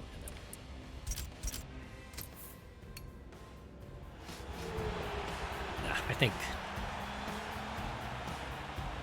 the most egregious of those types of game shows I've seen was like was one called The Wall, and I think that's kind of what broke the whole super dramatic high stakes game show thing for me, because it just felt like it took everything and just dialed it to 13, right? It's like, I think the worst part, it was like the most bullcrap luck mechanics there were. So it's like the way it works is like you answer a question, right? Well, I should describe the elements first. There was a giant plinko board, the eponymous wall, as it were. Balls would get dropped down it. They would hit a bunch of pegs on the way, eventually land in a slot that would grant some amount of money, and whether or not you got a question wrong determined whether that money would be added to or deducted from your current plot. And that alone would be fine. The parts where the game suddenly became bullshit was when they would just do like an automatic negative drop. Right? It was just like a drop that would just take money away because screw you, that's why. And then the other part, which super killed it for me, is that the contestants would compete in pairs. So one of them would go into like a soundproof booth where they would have like no knowledge of what was going on out there.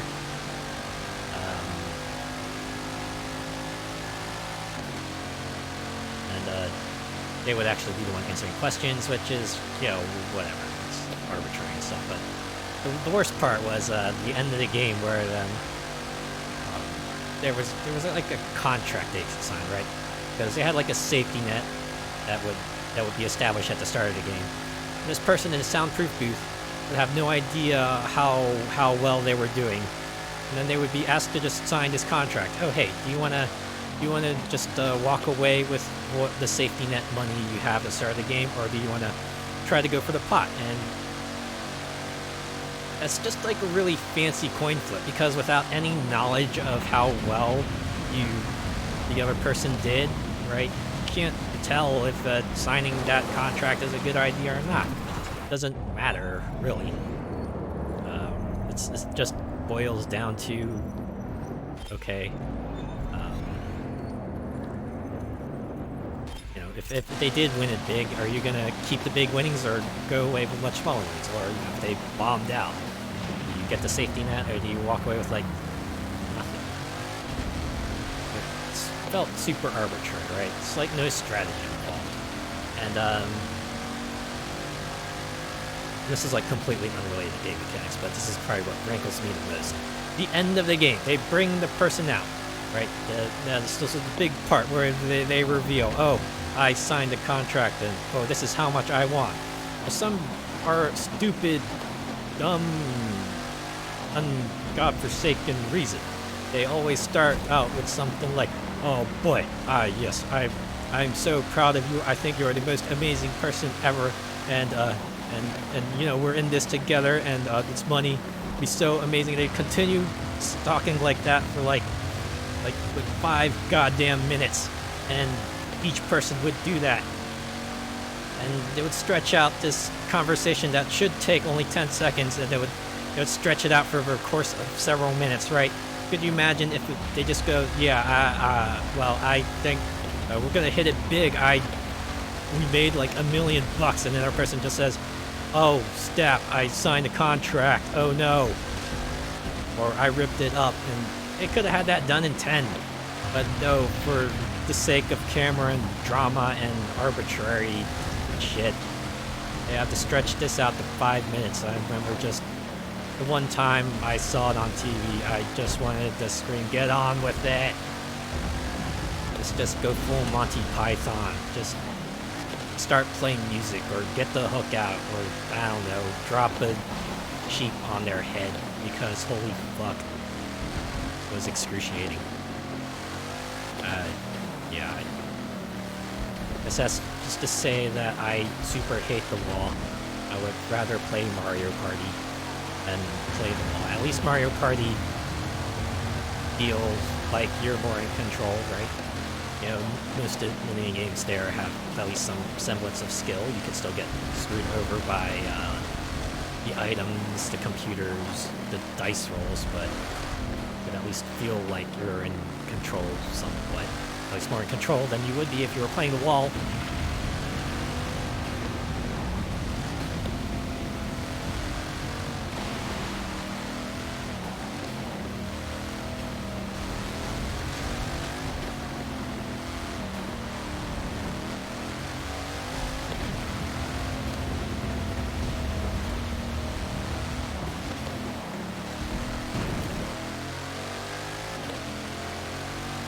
actually reminds me of another game show that perhaps is even more disappointing than Wall, if you can believe it.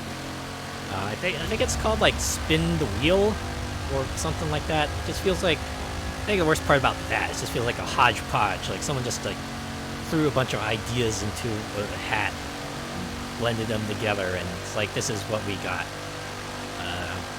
You know, it had the same bullshit like mechanics Wall had, except, you know, you spun a wheel to see what you gained or lost, and of course the end of game coin flip where you would either get the pot or you get the safety net cash.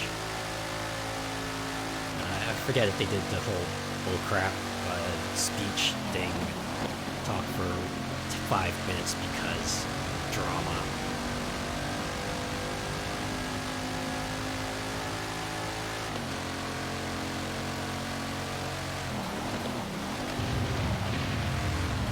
I think my favorite, believe it or not, I actually have a favorite, kind of like your big money game shows, is actually 1 versus 100. Because it felt like kind of felt like the most, it felt like the most unique, right? Because it wasn't just one person versus high stakes. This was like, felt like a proper competition, right? It's like the contestant and the mob of 100 people. And the mob wasn't just there for show. They actually managed to, you know, the contestant actually bombed out the bar. Anyone who was left in the mob got to split what the contestant would have won, which, hey, that's a pretty cool prize, right? Pretty unique premise, too. I mean, sort of. I mean, the question still boiled down to multiple choice, amusingly enough. Stood out in that it gave you, made you choose among 3 and not 4, like it was when it did. And, well, I know the scoring rules, and when they first brought it out, perhaps bogged it down a bit, right? Because the way it would first work out is each person that got knocked out of the mob was worth a certain amount of money. Of course, each successive question would increase that amount of money, but as you can imagine, eventually, you weed out the people who are less good at trivia games. You only have the people who are good remain. At some point, you just stop earning money, so obviously you're gonna have a buyout point. I think for like the next season they changed it. It's more of a money ladder, where it's like, there are 10 steps on the ladder, and for every 10 people you eliminate, your pot goes up. And still all or nothing, so you had to be careful. But you know, there it still felt like you had a chance, right? It's like, sure. The old format, maybe eliminating one person would only get you like several $1,000s, but the new format, a single person eliminated might be the difference between like 100,000 and 250,000 bucks, which is way more substantial, right?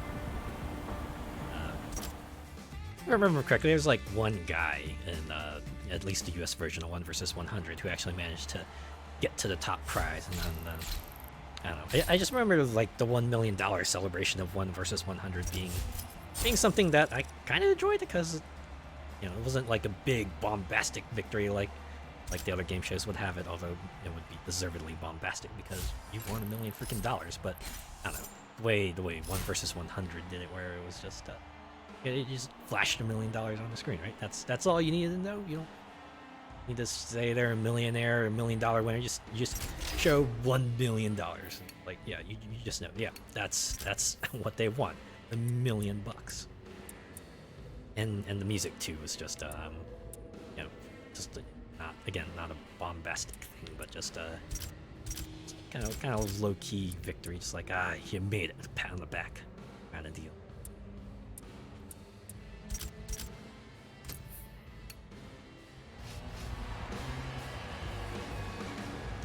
I remember like the question that the guy won versus 100, right? It was, I think it was like which holiday has like the most cards given out, and then The choices were something like Christmas, Mother's Day, and Valentine's Day, I believe. And like, the correct answer was Christmas. The guy picked Christmas, and no one in the mob picked Christmas. So, yeah, $1 million. I remember the way they revealed it too, because normally they would, you know, show the answer and then show how many mob members were knocked out, but they changed it up just for that one. They first showed how many mob members were knocked out, in that case, all of them. And, you know, it made the suspense thing actually meaningful, right? Because, you know, instead of a thing that's out of your control, now the suspense is all on something that was completely within your control. Did you get the answer right? Could just imagine, right? Obviously, he got the answer right, so, you know, celebration ensues, but could just imagine if he got it wrong. It would be like the ultimate heartbreak, because victory was in his grasp. He would have been that close, only to screw it up on the final answer, and he walks away with nothing. That was like kind of a good point to switch the order of things, right? Make the suspense not about did you knock out the entire mob. Make it did you get the question wrong or right. A much more meaningful sense of suspense. That actually does remind me of the one time we did have like the grand prize heartbreak. It was I think it was like one of the Who Wants to Be a Millionaire. One guy was like on the $1 million question, and he completely botched it. It was just I think what really drove that one in was the music they played.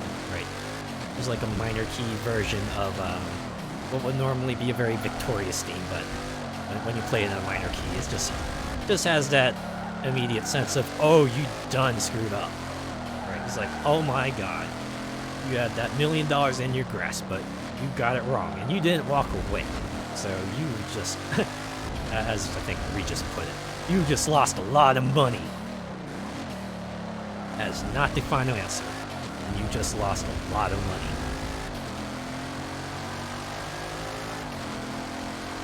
Since we're on the subject of millionaire, that also does remind me. Second favorite grand prize moment: the first guy to win $1 million in the U.S. version of Who Wants to Be a Millionaire.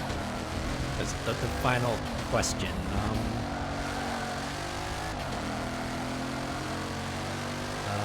I forget. I think it had to do with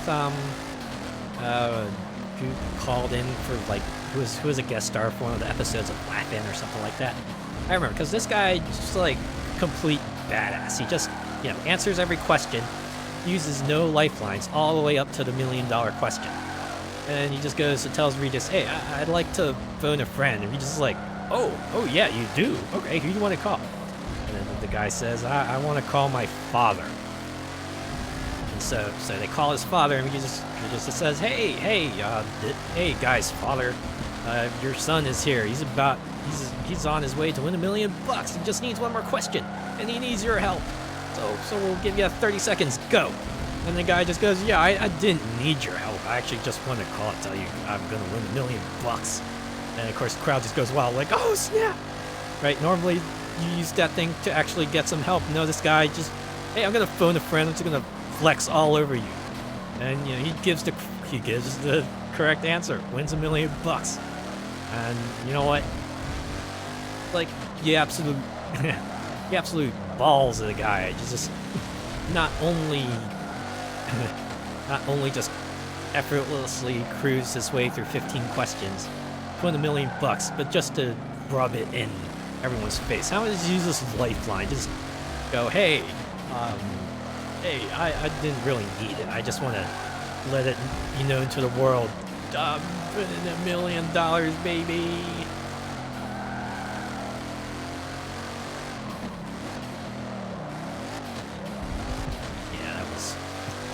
Sure, you can find that moment on YouTube. Just to find first person to win $1 million in the U.S. version and Who Wants to Be a Millionaire. You get to see it play out in all its glory.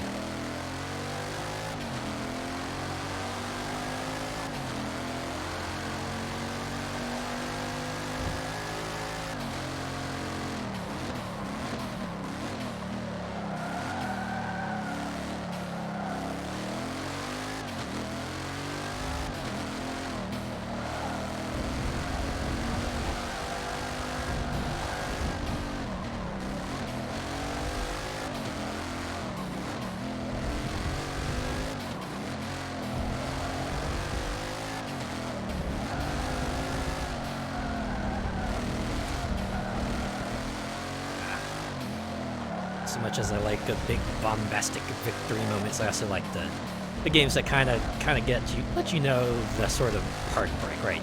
Ones that just let you know you were this close to victory.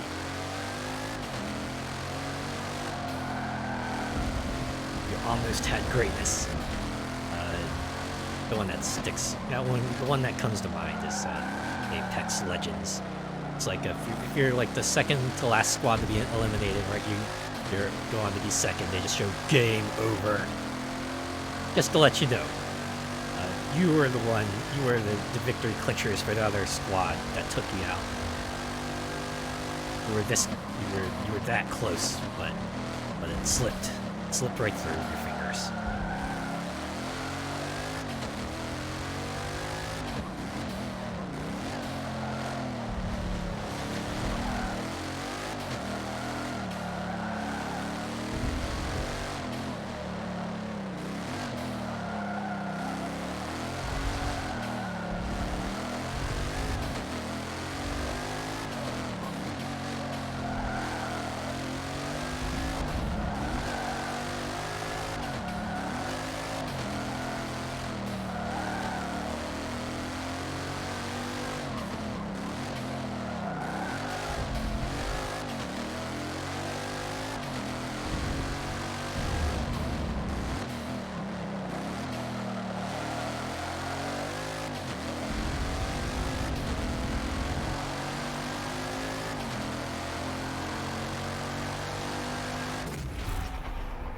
Alright. I think this puts us at the halfway point, or the 2/3 point for this event, right?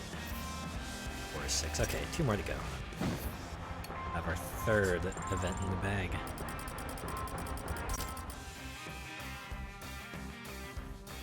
Did I put rain mods for this one? No, that was the last race. This one was just the general credits boosters. I should have saved my 100% this one. Could have eked out like another 21,000 credits. Which, you know, I would have used that for something. Or would have just store in my imaginary credits vault.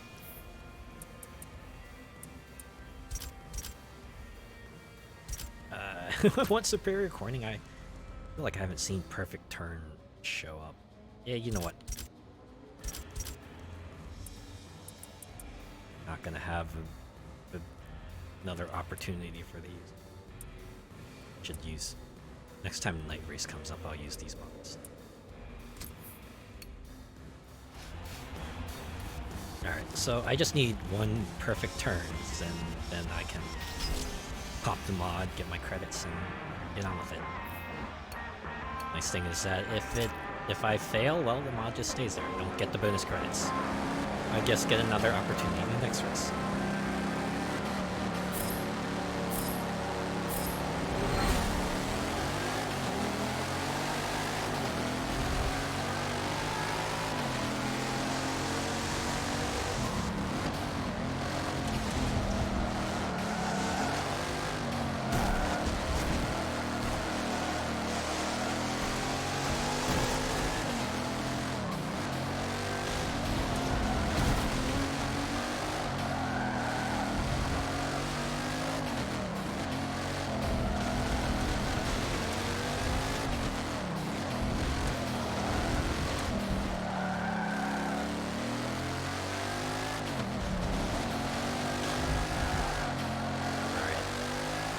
Driver tours at work, baby.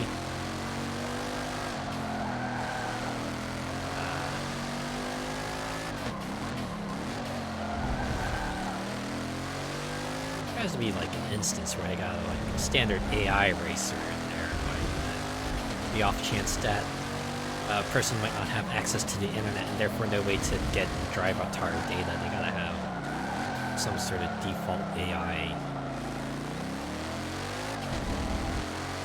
Still haven't executed a perfect turn. I can just follow the driver line here. Would that get me a perfect turn? Definitely not getting it there. Ooh, maybe we'll get it here. Alright, make sure you don't touch the road.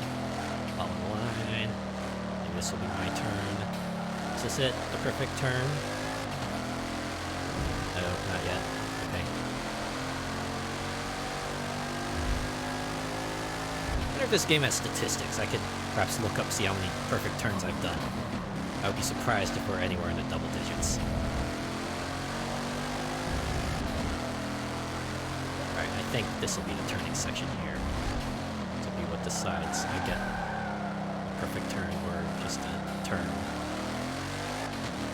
Or not even that. I just went through the section, that's all.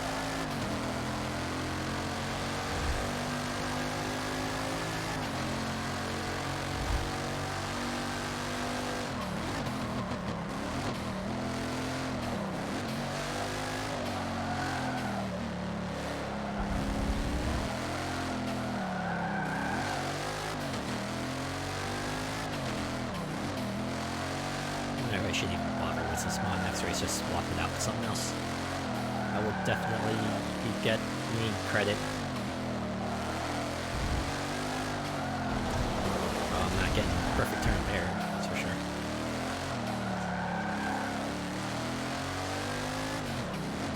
Maybe this is one of those cases where I'm so obsessed with making a perfect turn that I end up screwing things up. Maybe I should just race and either let the perfect turn happen or not otherwise.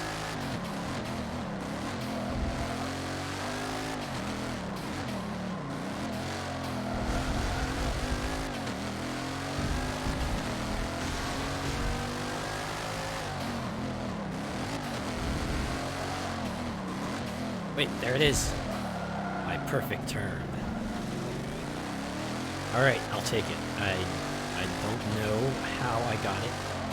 I mean, I know in general how I got it, obviously. I did something the game considered a perfect turn, but I don't know what steps I took to get it, but hey, I got it. That's what matters. This bot is gonna pop and I can throw 3 more on next race. Yeah! Well, my mod stack is going down slowly but surely.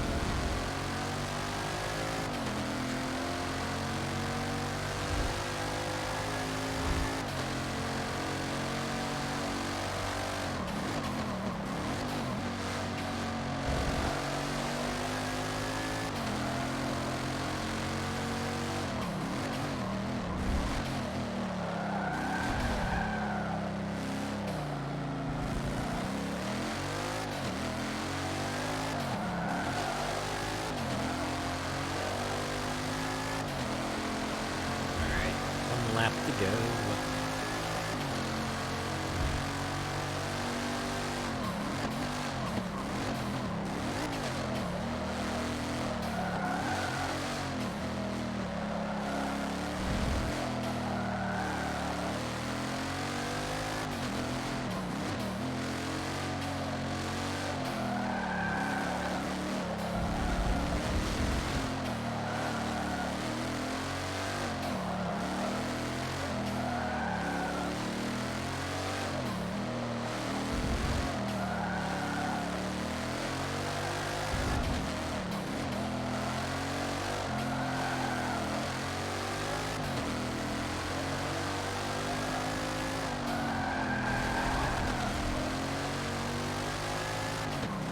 They gave me a drift. Just popped up good drift right there.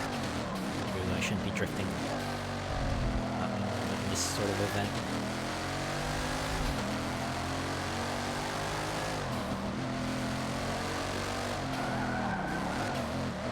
That was a good turn.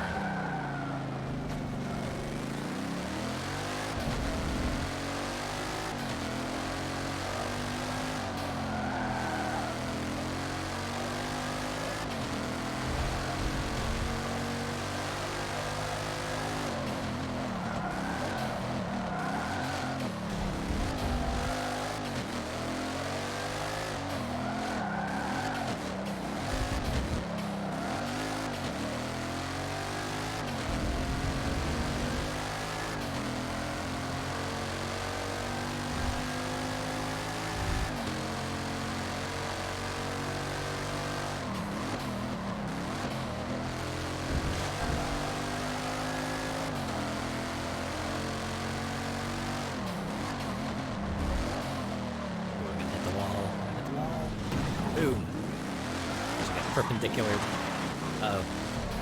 Just pulling ahead. I don't know if I should rewind. Yeah, I should rewind. I should do it here. Not much track left to cover, and it would be a shame if I had to restart this entire race that already taken me like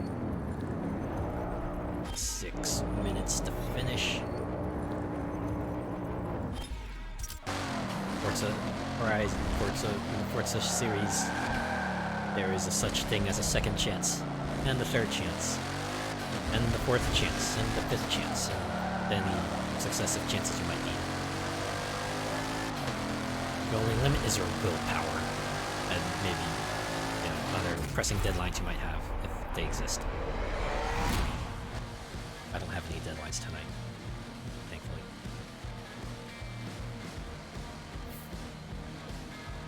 Alright, here we are. Final event of the final race of the third event. Well, before, of course we have to get our credits. All 20,000 of them. 52,000 actually. Ooh, a Honda in-car. You have to pay 75,000 for it. Let's go. I think this'll... Okay, maybe it doesn't bump up my collector score level just yet, but...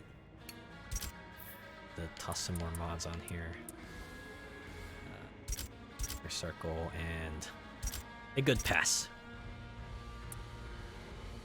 We're almost... we've almost used up the stack.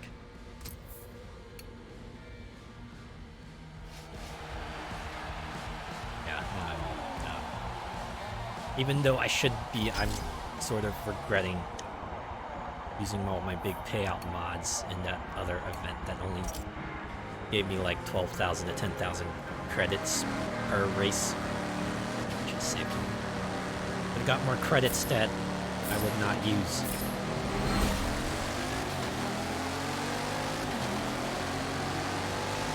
I will probably forget about this when I go to play my next game.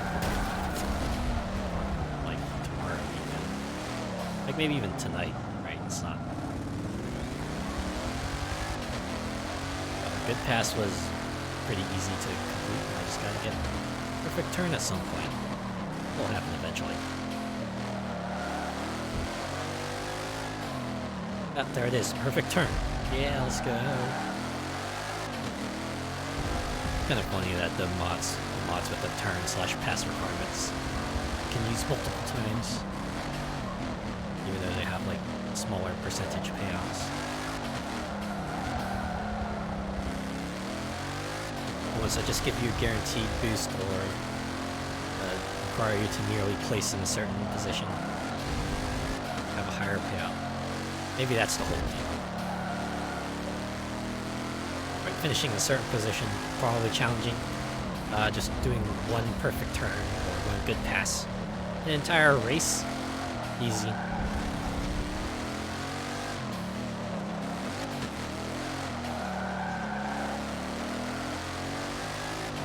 Wow, this is a one-lap one also. Looks like still got plenty of track to go, though.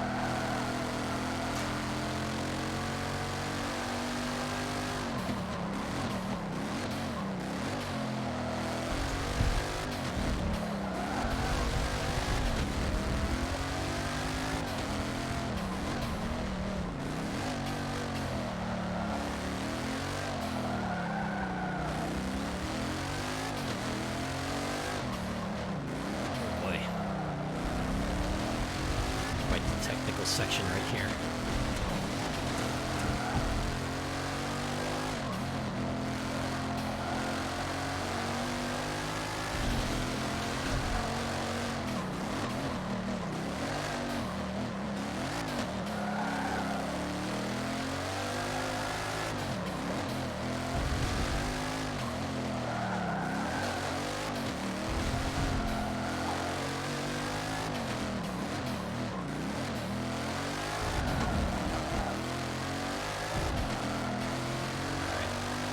Straight away. I'm gonna drive like I've never driven before, except I have driven this way before.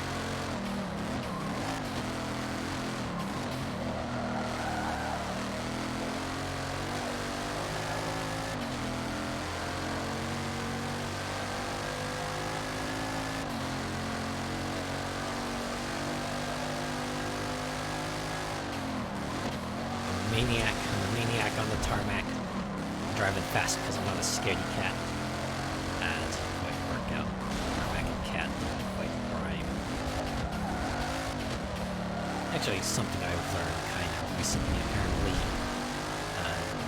In the UK, they call the stuff you put on the road tarmac.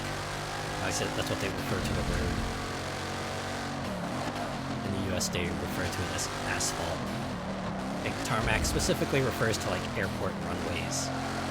Even though there's really like no appreciable difference between them, I think they're both made out of the same stuff. Right? It's like the sort of oozy tar pavement kind of stuff that they put down for roads.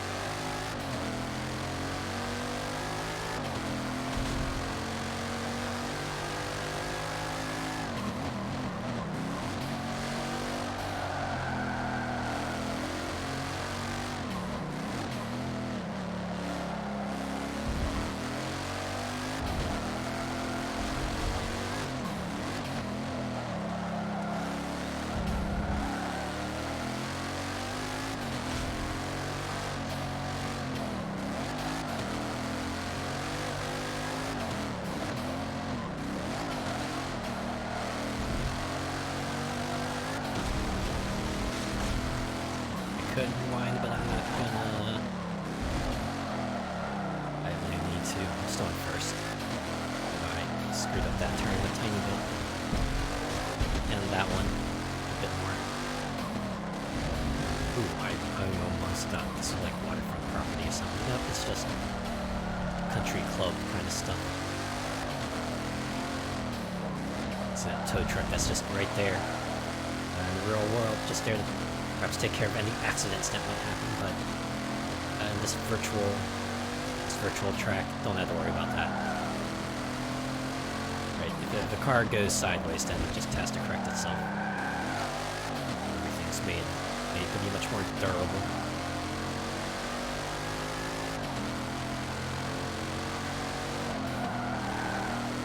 My goodness, this is a really long variant of this track. Holy cow. 5.5 minutes in. You can see why this is one lap.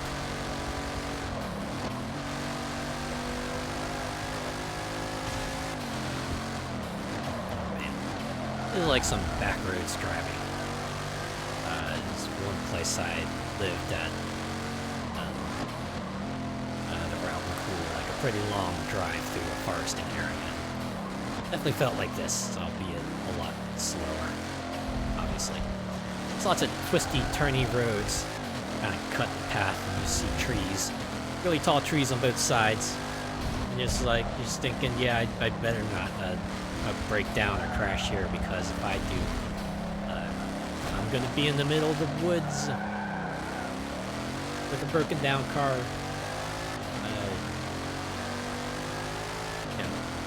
Civilization near, at least enough civilization that you would get a signal sign. No worries about that, but, you know, it'd still be a bit of a harrowing wait, you know. It's not like you could trek your way to the nearest gas station or something and hide out there or something like that. Or, you know, not out on the highway either, where you'd at least have cars passing by you, so you know there'd be someone who'd possibly stop by to maybe give you assistance if you need it.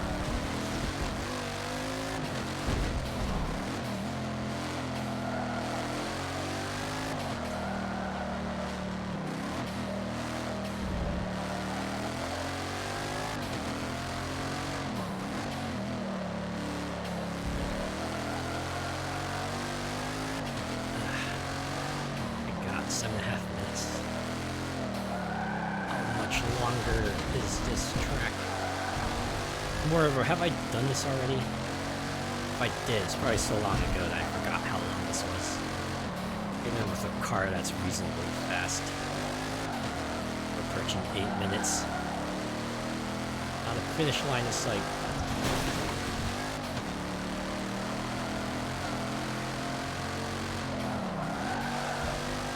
fitting that this would be the final race of this event. I should have checked the mileage, this race at the start. Then I would have known how much longer this would have taken on average. At least I could have guesstimated it.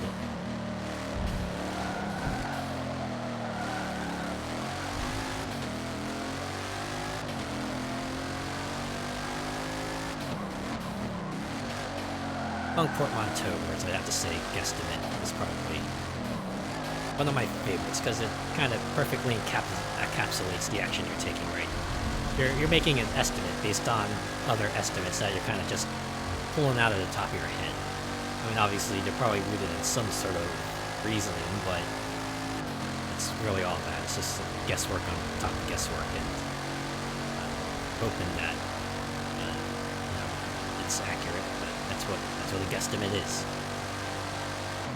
Right, with no concrete information to go on, you just got to figure out something, some sort of data point.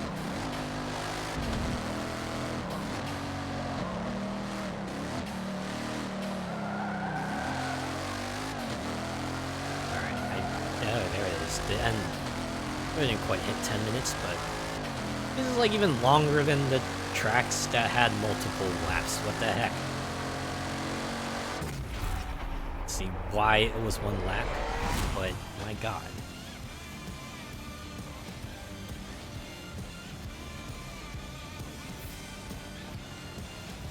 .5 miles, so yeah, it's like 5 times as long as the next longest track, I think, so checks out why it took so long to complete. So that concludes this hypercar event. I think my first place in Go. Oh, right, in Nürburgring. Yeah, that. If I'd paid attention to what this track was, maybe I wouldn't have been so shocked at how long it was. Even someone who's done that tuned into the professional racing scene, I know Nürburgring is famous for being an extra long race. This is the one where I should have saved my percent boosters on.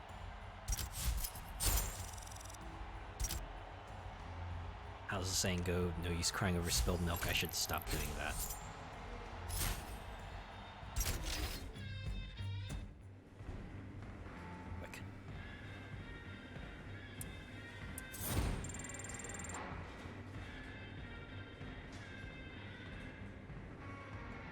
I was looking at my model to see if would mime me drinking, but I was far away enough from the camera, I didn't quite catch it. Probably would have been funny to see his mouth open arbitrarily and no sound coming out of it. Alright, which one should I do next?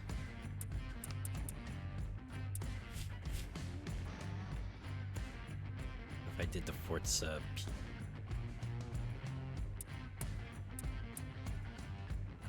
I have one car that fits this category. Around-the-clock races.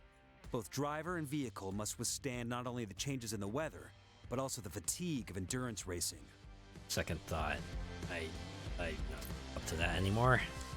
Maybe not into endurance racing at the moment. Can I pick something else?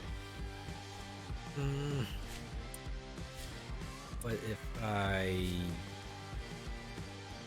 did, I'll do track toys. I got 4 track toys. When you get behind the wheel of a hardcore Grade A track day car, you'll notice 2 things right away.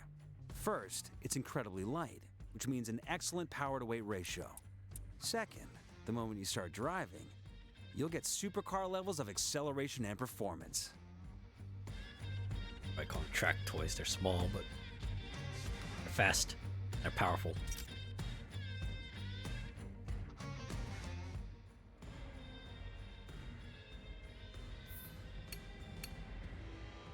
Alright, how many mods can I... Oh, one more. Eric. Alright, you know what? Maybe I'll just use this experience booster, just get it out of the way. It's a flat 1,000 experience points.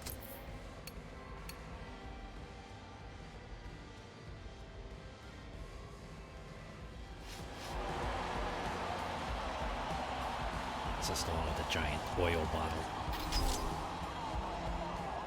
I imagine to a non-racing fan, that's probably just like a bizarre sight, just a giant bottle of oil. Imagine. Again, I imagine most giant objects probably listed that, right? If you're not like a fan of the particular thing the object represents, it's just like, ah, that's funny. It's like how Midwestern US just has all sorts of giant objects. You're just like, eh, that's funny. Right, if you're not like a big enthusiast of that particular object, that's probably just weird.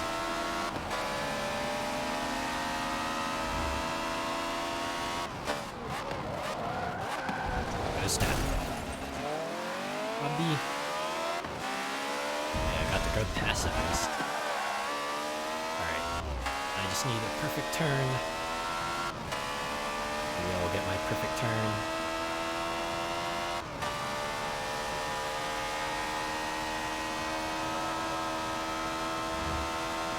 Maybe this will be my perfect turn zone.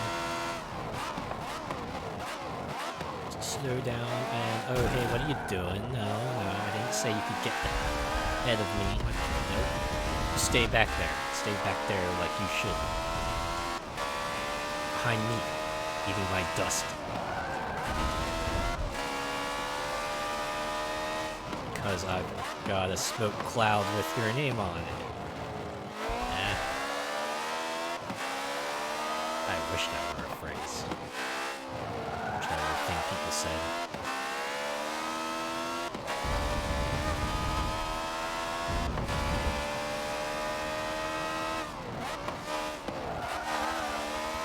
Got to be a perfect turn here, right? Nope, not anymore. That's not a perfect turn anymore. Alright, this will be a perfect turn.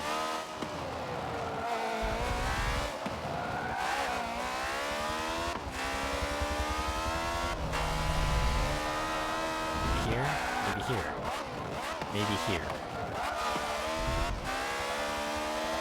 I don't think I've seen a turn message come out at all. Maybe I'm not gonna get it this race.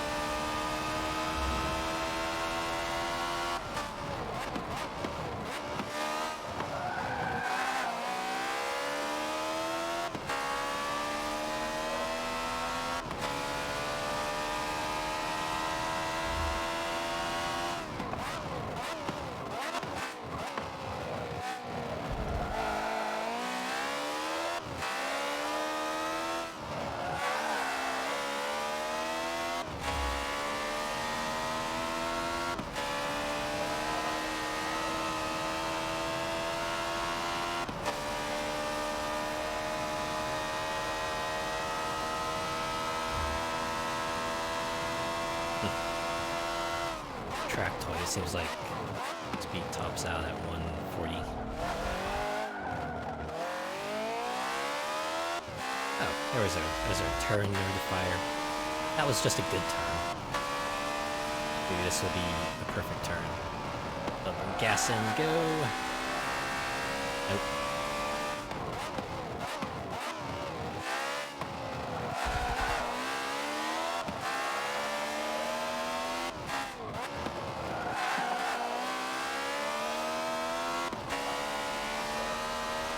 Also a good turn. I get the feeling it's not going to happen. Perfect turn is not going to happen this race. That's how it goes. Sometimes you get them, sometimes you get them, sometimes you don't. If I were more skilled at this game, I would probably have that perfect turn task completed by now, but alas. I'll just have to hold on to that mod till next race.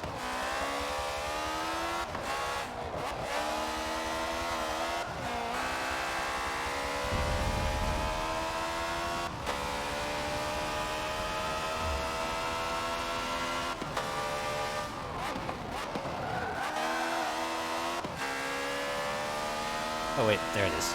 Okay. It's not a matter of luck, it's just a matter of time.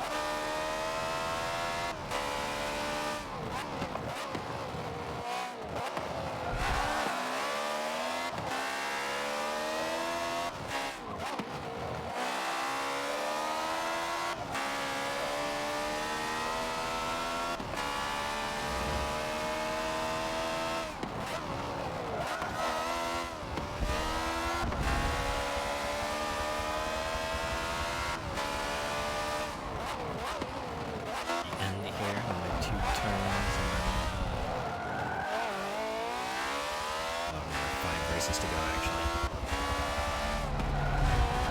A little bit of the journey ahead of us, but, you know, this has just been steady going, so we just gotta get through the races one by one. We are in the back half of the overall Drivers' Cup run here, so but we're making progress. There's one more race in the bag. I think this gives us another 11 races to go before that coveted Forza Drivers' Cup is ours. Moving straight on. Straight on.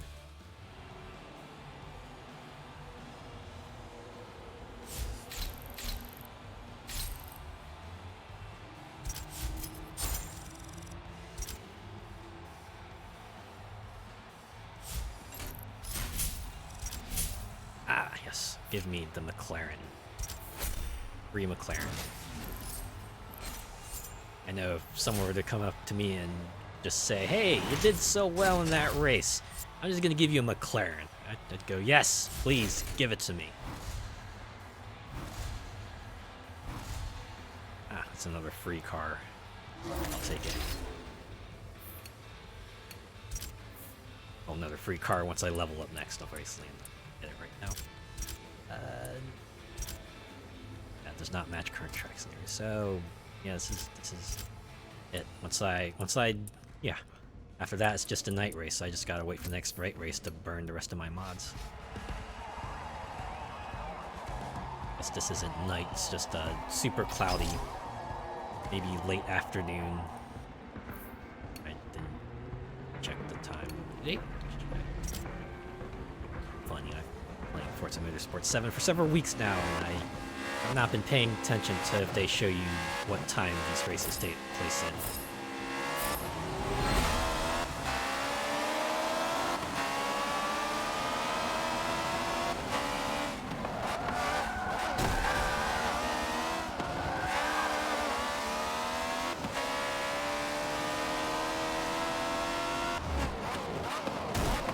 Oops, sorry.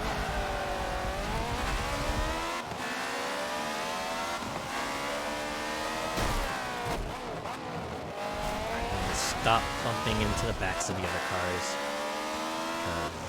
because it's first or bust.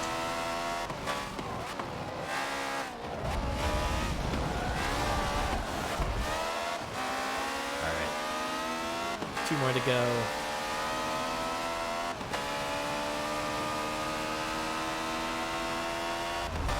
I just noticed they had like a distance indicator when you close in on those turns. They show you how close you are to closing in on the person ahead of you.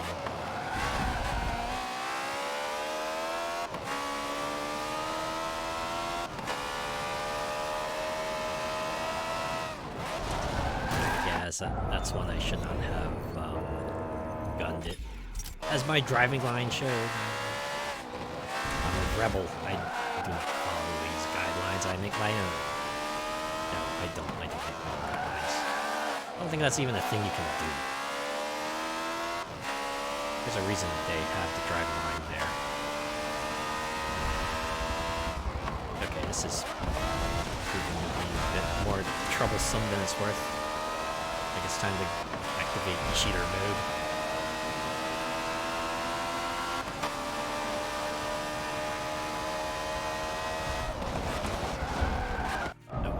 I'm not gonna get ahead that way.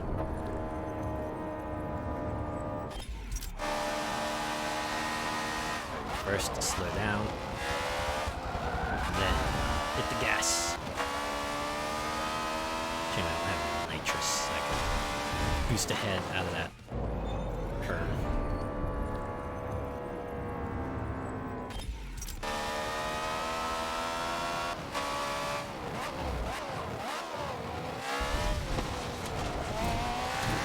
This is a second lap.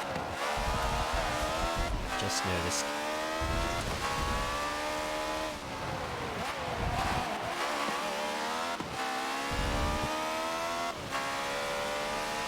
I will overtake you. Maybe it'll be right here. Yeah, see ya. Wouldn't want to be ya. Alright, now all that's left to do is just win the race.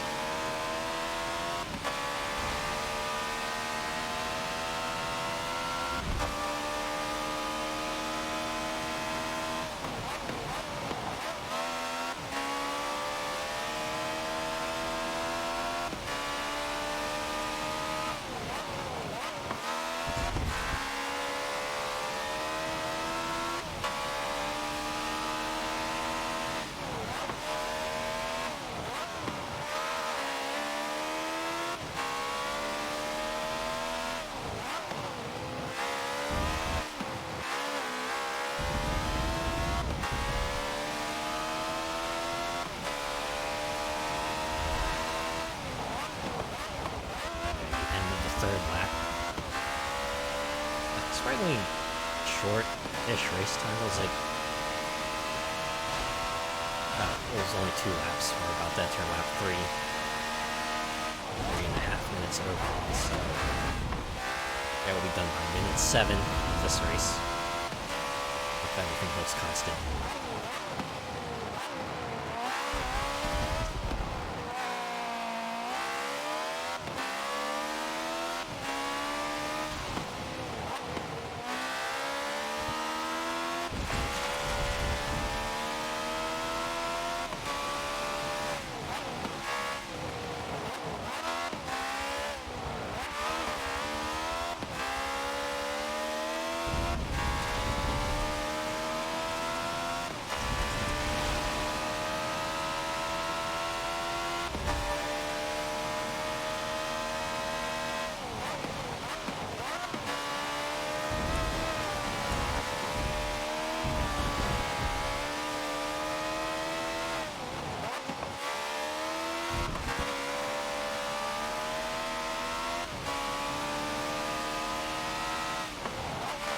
So I got several perfect turns there.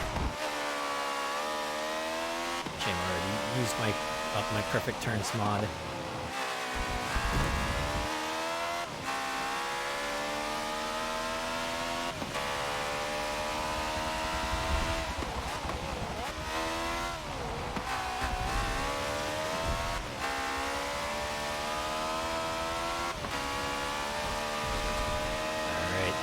Here it is, lap 4.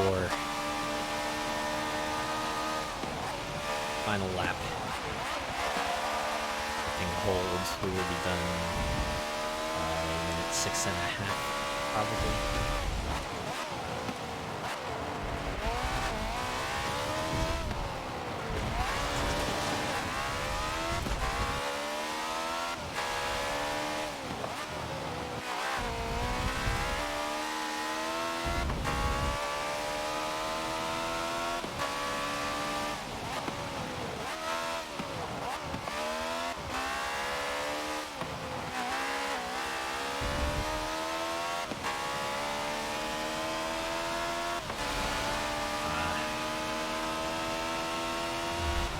Driving through the rain reminds me of my days when I was really, really young. You know, I'd be sitting like the back seat or the middle seat of the van, and sometimes we drive through the rain. And back then, I didn't have things like portable gaming system or a book to keep me entertained, so I would just look out the window, kind of just watch the raindrops just blow by on the window. Just follow them as they, roll their way back from the wind and horses, momentum, and things like that. Just pick out a particular drop and just watch its route. Maybe see it as it ran into other raindrops and combined together to make a bigger raindrop, and perhaps eventually just fly off the window, or eventually, if the rain's hard enough, maybe a stream will form, and then all the raindrops would converge into the stream, or sometimes the stream would dry up and make another stream, or yeah, you can tell I got really bored during car rides, right? For me, it was my choice once I finally got access to like a portable gaming system and books and stuff. It wasn't so bad, but for someone's like, say, my sister who gets motion sick, perhaps much less unfortunate because she can't do something like, say, play games or the book, because that just amps up her motion sickness real bad. So all she can do is get lost in thoughts, which, you know, it's not the worst thing in the world. Something to think about, right?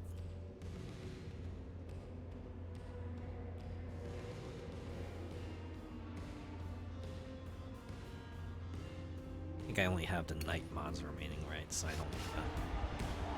So it's not until the next night event rolls around that I can pile on the mods, and I'm gonna be amused if I don't run into any more night events, because I know I definitely ran into some night races before, but I was using up all the other mods.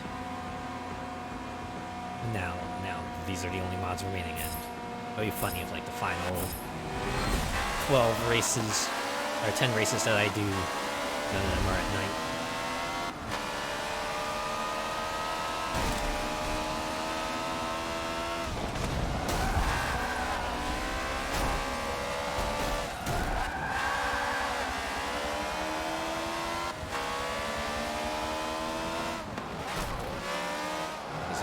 Like Spaceballs. One of the gags they had was like their ridiculously long spaceship at the back, and they had like a bumper sticker that said "We brake for nobody." I think that's what they had. I want to put like one of those on the back of the car. Just "We brake for nobody."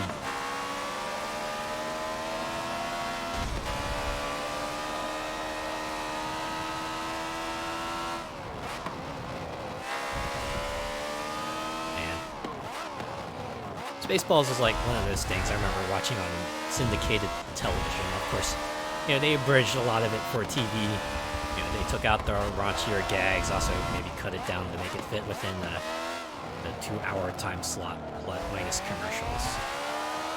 I remember when I finally got my hands on like a home DVD, and remember it's like, oh yeah, they had a whole bunch of other gags that didn't quite fit into the TV run, right? Like, I think the one I remember was like the whole extended asshole gag where, right, it's like, Dark Helmet was calling people asshole, and turns out one of the like actually everyone in that particular section of the ship had like the last name asshole, so you know they actually had a reason to respond to that. Final line, Dark Helmet just yelled, "Keep firing, assholes!" Of course, he just meant keep firing everyone named asshole. You know, the double meaning of that sentence. Super funny. I think they might have kept the Schwartz joke in for TV, actually. Of course, back then didn't realize the metaphor, but once you get old enough to realize it, like, it's like an extension of their penises. And of course, that bit where they get wrapped together kind of takes on a whole different meaning, right?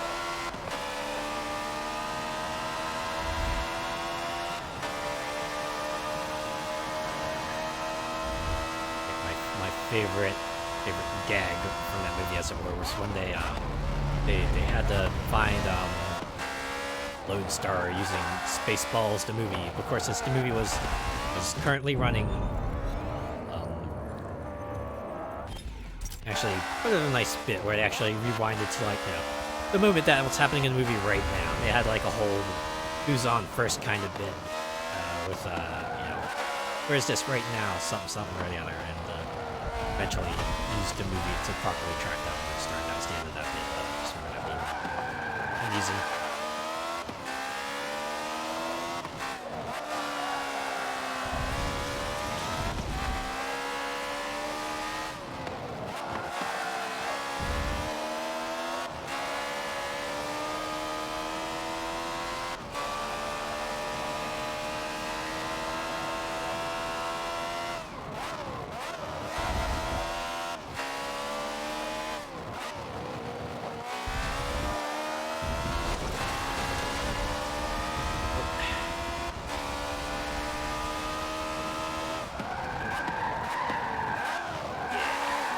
Does it go? Playing this like Burnout, even though it's not Burnout. Myself. This is Forza Motorsport 7, not Burnout.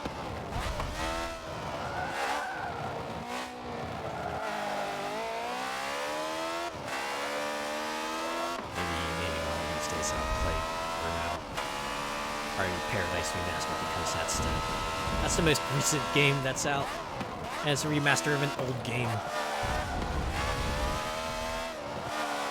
I know I've said this already, but whereas my Burnout 3 remastered, I would pick that up in a heartbeat. Although honestly, my dream scenario would just be they do like another Burnout compilation in the style of Legends on the PSP, just like best of tracks. So instead of from Burnout 1 to 3, they pull in from others like Revenge and Dominator, maybe an abridged version, maybe sectioned off versions of Paradise as well. It's like bring out all the best cars, the best tracks, the best events. And maybe like music could be a mix of the best like licensed and original compositions from the entire series. Just make it an entire celebration of Burnout. I hope, as a long shot hope, I know, but I just hope that we'll get something like that. I haven't even thought of a title for it, right? Like they had Burnout Legends, I was like, Burnout Legacy or something, right? This is the legacy of Burnout. Racing game that's quite unlike any other. Perhaps one of my all-time favorite series. Ostensibly, I should say, ostensibly. It is the series that kind of got me into racing in the first place, right? Super white knuckle high speed action just made me really like racing. I kind of stuck it out. Enjoyed all sorts of different kinds, right? Not just your high speed action of Burnout, but some of the tuner culture style, some Need for Speed games, maybe some of the simmy stuff like this, and open world driving like Forza Horizon.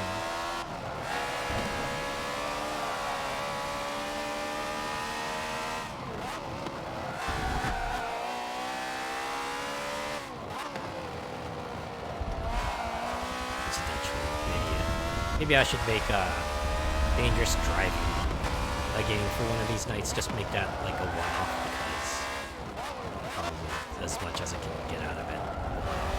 One stream, a good 2-hour stream, will get you an idea what dangerous driving is like. Closest thing we'll probably get to Burnout these days.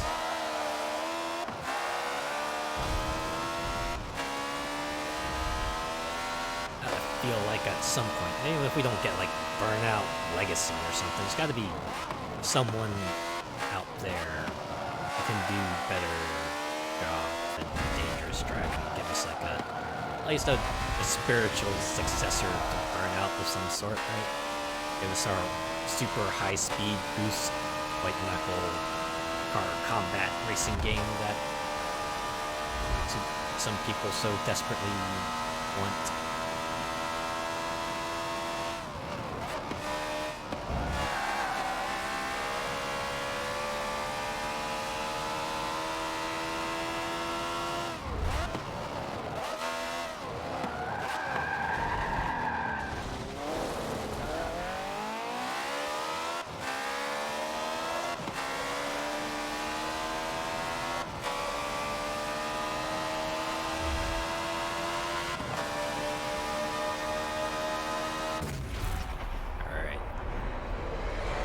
I think this is the halfway point.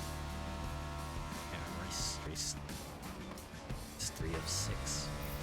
Yeah, race 3 of 6.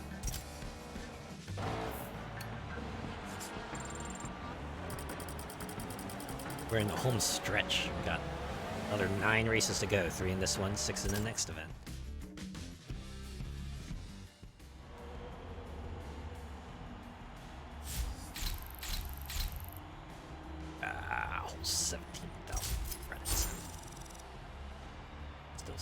That did not save my points. Again, should not care. let's go buy myself a nice car. One more purchase to just celebrate. Right? Get myself something nice. I'm the best driver in... Oh, I'll cross that.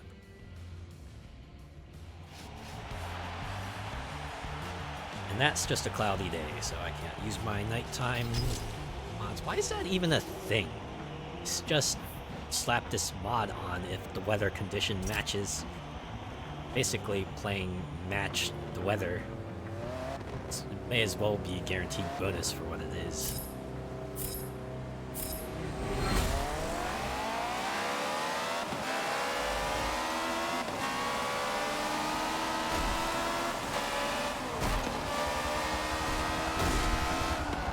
The game is nice enough to let you know, hey, this is not going to rain this event, so maybe don't slap the rain mod on.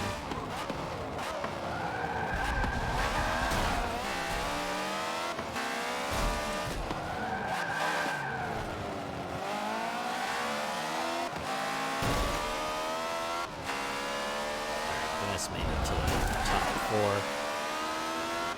Of course, that's not podium position, this is just off the podium position. Actually reminds me of that one meme that I enjoy where the guy gets a trophy and is like celebrating super hard, and the final panel reveals he only won 3rd place in there too. You're just like looking at him.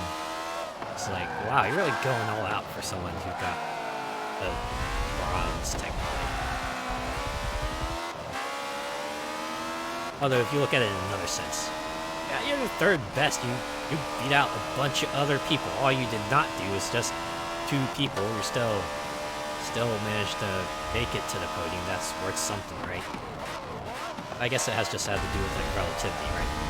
The guy who like hoots and hollers for 3rd place when the 1st and 2nd are kind of just modestly standing there, like yeah, I did it. Maybe that's what the contrast is. I guess it depends on the attitude as well, right? The guy in 3rd is going like, yeah, I got 3rd, suck it in your face, or maybe he's acting like a sore loser, like, oh, I should have been 1st or 2nd, that would be different, but people are like, yeah, I got 3rd, I never thought I would have gotten 3rd, but here I am, that they were like more modest, maybe more respectful about it, that might be seen in a better light.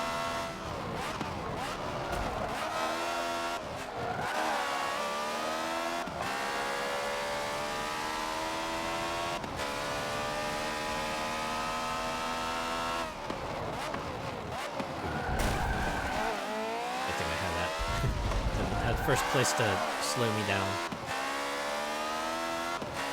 This is about 2.5 minutes per lap. 7.5 minutes overall. Fairly lengthy race relative to the others, anyway.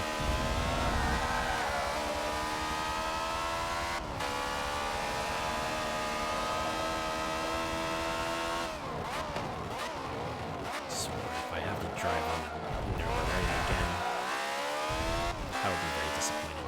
There's not much else I can do except just be disappointed. Maybe sigh. Well, a long, exasperated sigh is like, ah, shit, here we go again. Driving for almost 10 minutes.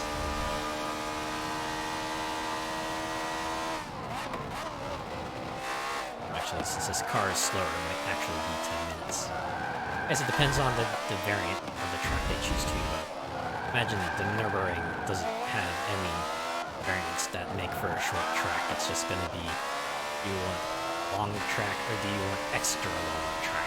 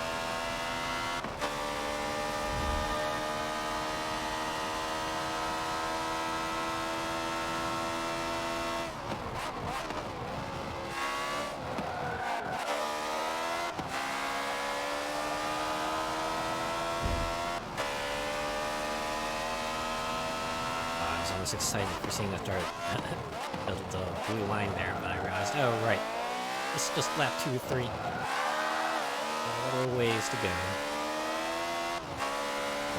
Once this track is wrapped up, I think we'll hit the 2/3 mark, right? This is race 4.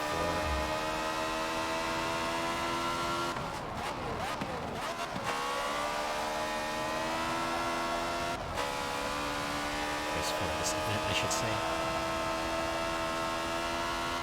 In overall terms, this is like race 22.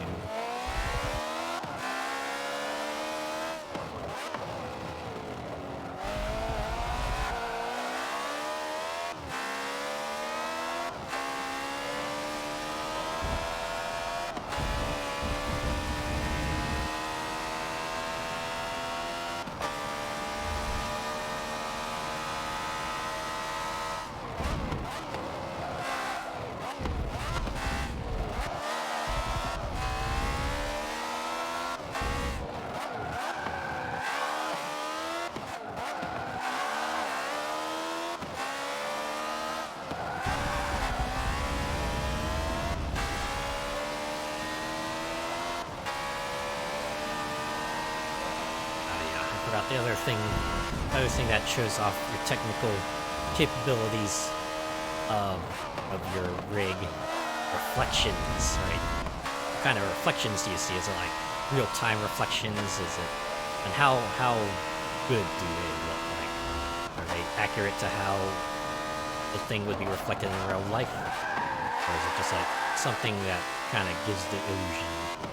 How much of a quality of the reflection is it?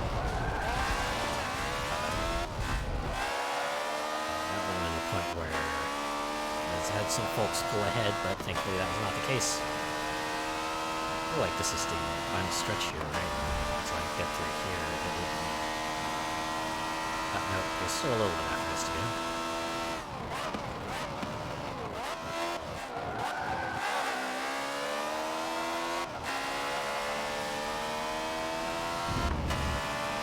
Now we're near the end here.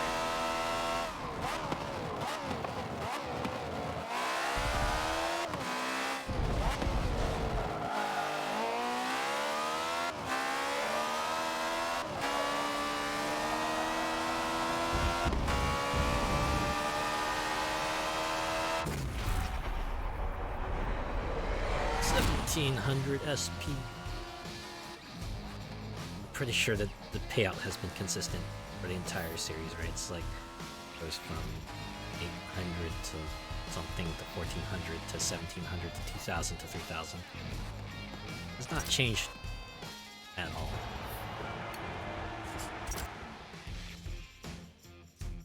Just give me credits and I move on.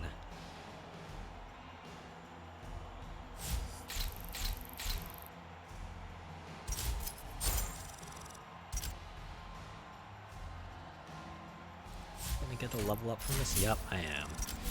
Get my AM DBS. Aston Martin.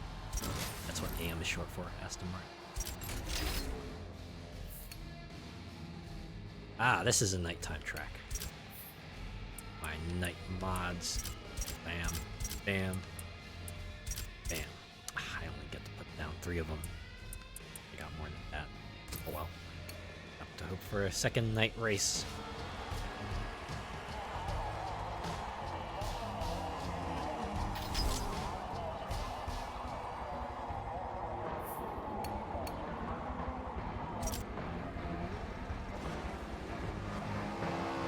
Half of the event's points are in the last 2 races.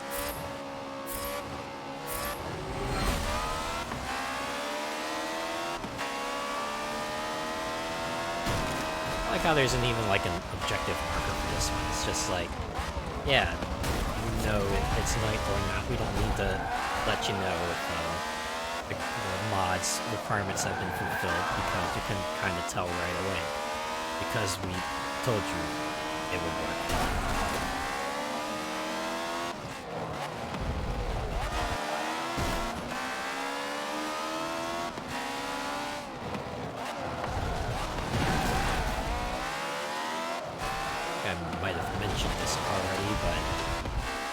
think I have pretty poor depth perception, like something I've come to realize, and it gets especially bad at night when vision is limited.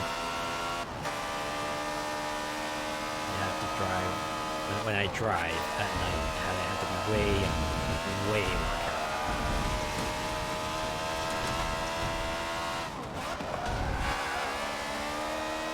In fact, my poor depth perception has actually caused me to kind of get into a scrape or two, which you know,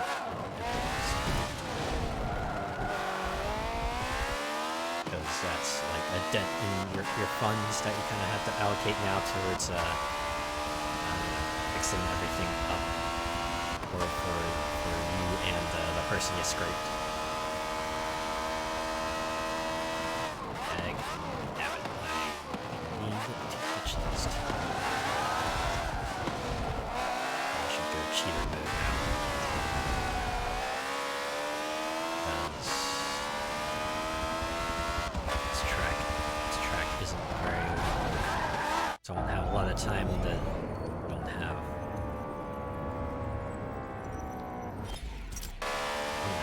opportunities to close the gap, so I just need to do that wherever I can. One down, one to go. You're mine. I'm gonna catch up to you. And it won't be the last thing I do, because I'm definitely gonna have to catch up to you again next race.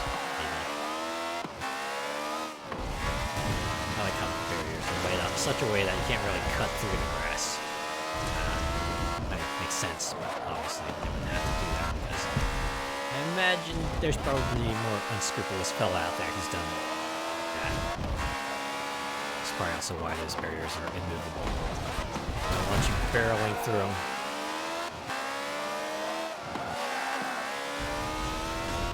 So close, it's so far. There we go. See ya, wouldn't want to be ya.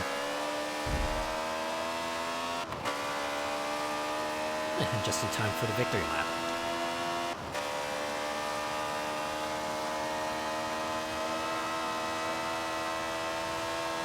Alright, that was 3 minutes. My. The race is gonna be 6 minutes long. At most 6 minutes anyway.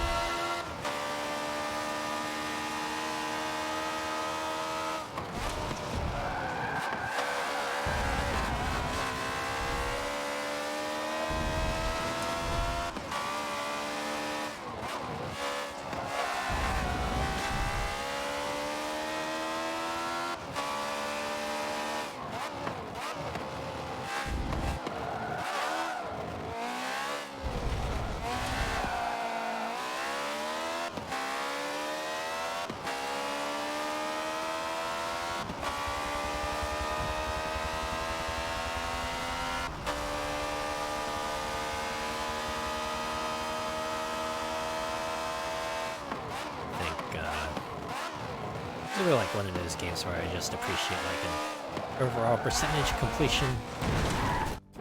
Wow, they were like right behind me. Like some sort of way to gauge how far in the race you are overall. You know, when just like a meter that fills in depending how far you are. Would have been nice. But that's just me.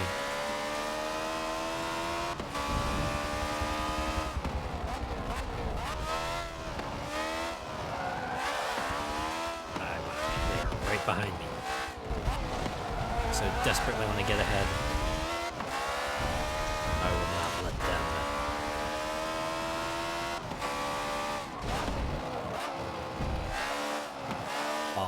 place. Know your place.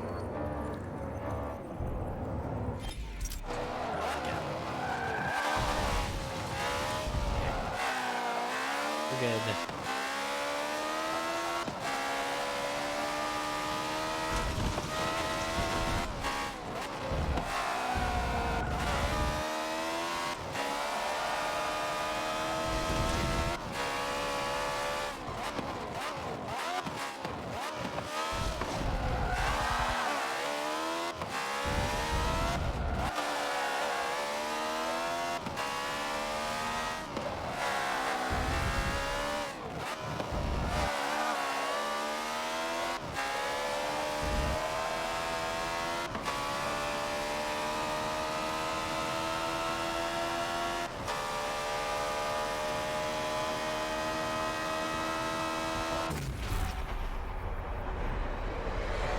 Go. Another race in the bag. One more in this particular event. Ooh, I like the fireworks. I wonder if that's just like a giant GIF kind of just plastered in the sky. I don't need too much detail on it. Definitely didn't look very detailed. It's just fireworks. Visually distinct enough to let your mind know that's a fireworks, but you don't need too much detail on it because, hey, he's going to be looking at that for a long time, and he needed to resemble fireworks for long enough. Yeah, we'll take our night credits bonus.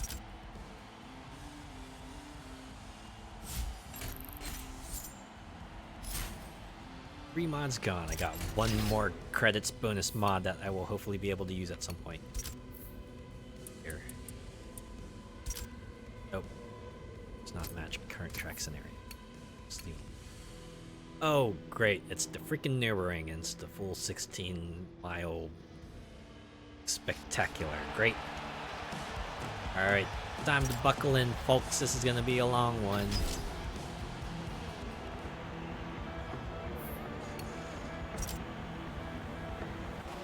Remember, I should have just used my position improvement. Well, it doesn't matter. I'm gonna be able to reach first by the end of this race for sure. I'm gonna have 10 whole freaking minutes to do it.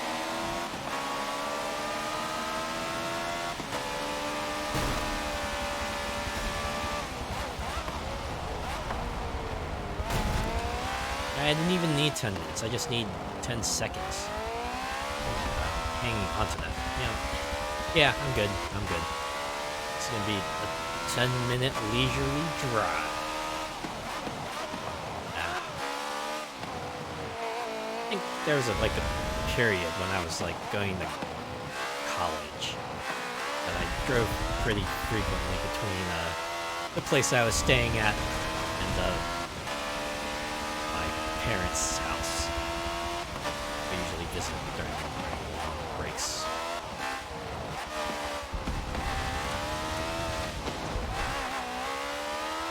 But yeah, the route I drove, I eventually became very, very accustomed to it. Very familiar, right? I'll start, right? Because like a combination of back roads and highway driving. It was like highway for the first part, and then I drive through some back roads for the middle of it, and then the last part would go back to highway. I got very, very familiar with all the buildings and locations there.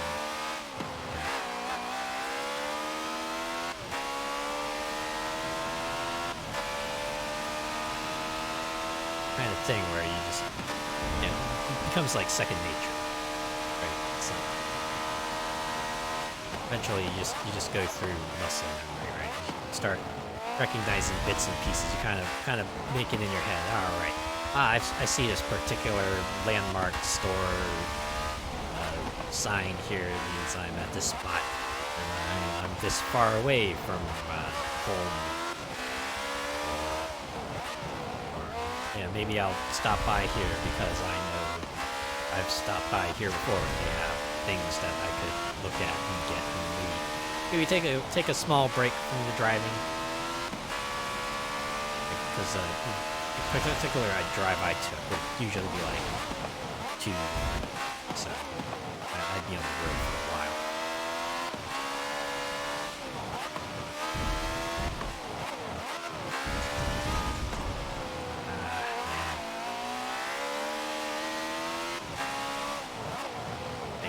particular thing about one of the cars I drove, direct hookup to the iPhone, so made it real easy to just like put together a music playlist and just fire it up, have music play while I'm driving. Yeah. Of course, my own personal radio of sorts, as it were. Filled to the brim with my favorite artists like Weird Al and Foo Fighters and Offspring and Bon Jovi, featuring Jonathan Colton, Lonely Island, a whole bunch of video game composers.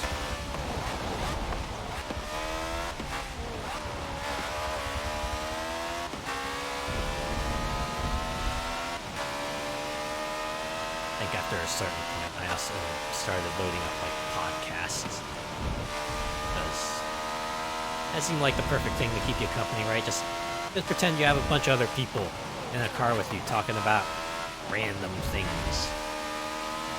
I think it made one particular car ride, a lot more manageable.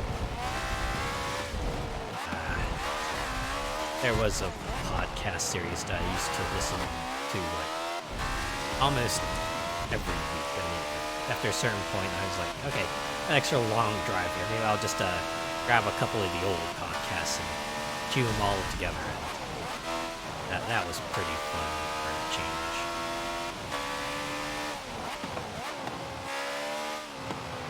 Especially when it's like those podcasts that kind of talk about current events. It's kind of fun going through the old ones and just seeing those what were the big things that were talked about back then, right? What were the significant events? I guess I should say that I was listening to a gaming podcast, so imagine this is just fun, right? Looking at the year and like, yeah, they would be talking about that, because that's the specific date on which it happened, so probably fresh in everyone's minds or like that. Or, you get the opposite thing where they talk about a thing, look at the date, it's like, oh, that was a long time ago on that day. And they just brought it up. Just randomly brought it up.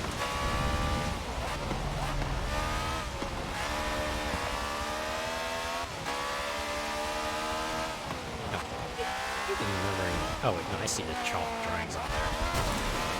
I think they're slightly washed out as they would be. Like, if you see a chalk drawing in real life and there's rain, it would probably be entirely, if not, maybe partially, if not entirely, washed away.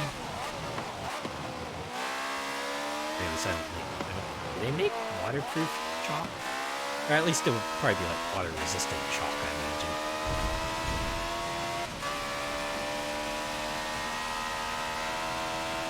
Maybe you have something like pool crayons that used to draw on the bottom of the pool floor. Fun for kids, nuisance for parents, because they gotta clean that off at a certain point. Lest it become a permanent stain in the pool.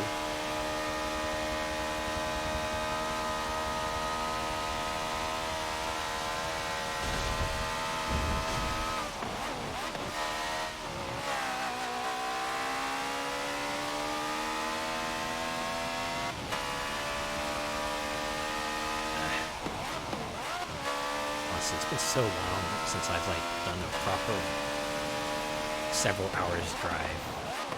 I kind of just want to do it again. I don't know why. Not even not much reason. I just want to have that experience. I don't know. Maybe because it reminds me of those past days where I did the long drive on a semi-regular basis.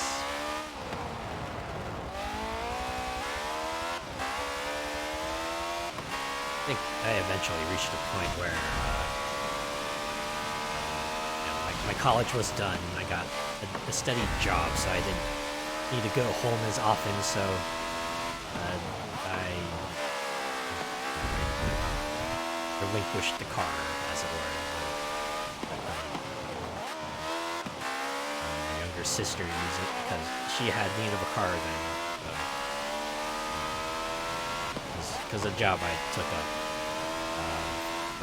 for at least the first year I lived close enough that I didn't need a car. I could just walk to my job. And even then, like after that year, where I stayed, I could like catch like mass transportation line, take a series of routes that would eventually get me to where my job was. Man. Looking back, it was like 3 whole years that I was able to do that. And I don't know, it's years that I look back on fondly. I think it's mostly because it's kind of like the first time I had like, you know, steady employment, right? It's like my first post-college job. I'm like, wow, I've done it. I've managed to get into the real world. Look at me. I'm doing the job thing, helping society and all that good stuff. And, it's actually like a pretty decent job too, all things considered, right? I enjoyed my time there. It was a decent place, decent pay, good benefits. I liked most of the coworkers there. I mean, looking back, obviously things are probably better now. But back then, it was like about as good a time as I had for my life up to that point. And I really enjoyed myself. It wasn't just like the job and everything, but it's just like a series of other events that happened too that just made it feel like oh man, this is it. I've finally done it. I've made it. I'm now living life. And well, you know, things change, things happen, wrenches get thrown in the way, but I've made do. I'm still here. I'm now streaming. Something I never thought I'd be doing. Streaming as an animated character. Also something I didn't think I'd be doing. Here I am. I guess it's just to say, like, even when you think you finally, you know, hit a point in the life where you think, you know, you could just end it here, roll credits, they lived happily ever after. That doesn't really happen, you know, because there's going to be further twists and turns, one way or another. They might be for the better, they might be for the worse, but things aren't always going to stay constant, right? You're always going to have something changing, right? Because even if you don't change, things are going to change around you, some way or another. You just have to prepare for it. It's a never-ending full circuit once again. And that is race 6 of 6. Whew, one more event in the bag. So that was a little celebratory here. Hey, this looks familiar. And celebrating. I can't believe I almost said celebrating. That's not even a word. Celebrating the Nürburgring in the background.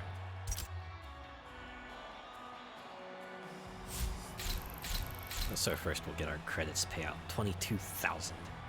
This is for 10 minutes on the track. I feel like we should get a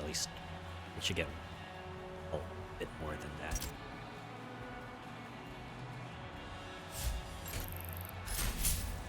But that was so much experience. Got ourselves to the next level. Here, I'll shell out 80,000 credits. Get ourselves a Lotus. A lot of collection score.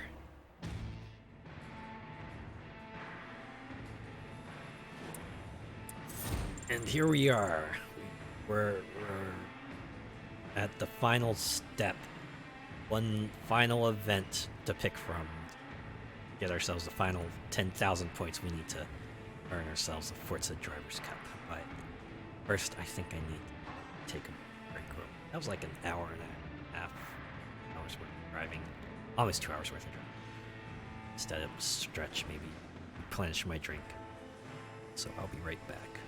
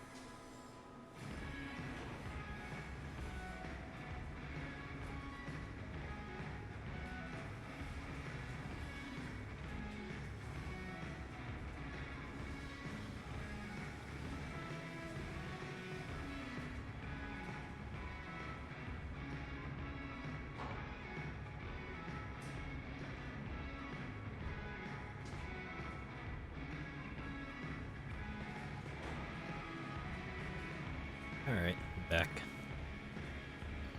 Break was perhaps a little longer than I really kind of needed to go to the bathroom. Oh. Now that's out of the way. One more event. We'll have ourselves the grand prize. I think there's only one way we can end this.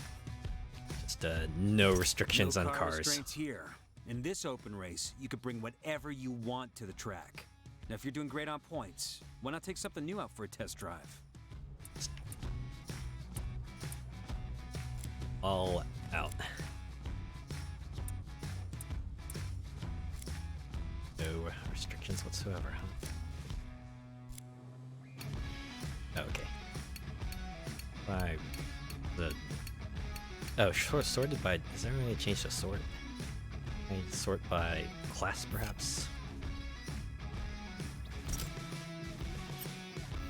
Ah, here we go. Yeah, here we go. Class. Alright. Sorted by... Oh.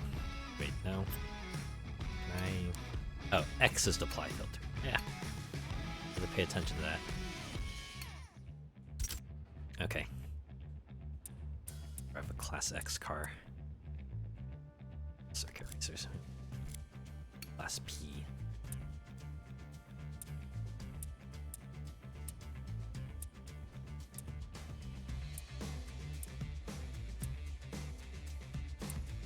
Certain of these have restrictions, even though they're supposed to be.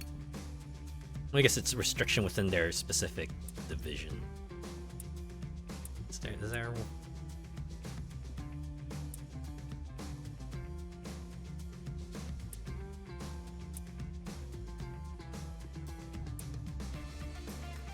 maybe I should do a hypercar. Do I have a Lamborghini? Maybe I should wrap this up with a Lamborghini. Change the sort by to manufacturer, filter, jump to contact. Yeah, you know what? Yeah, we'll end with this. Rise of the supercar.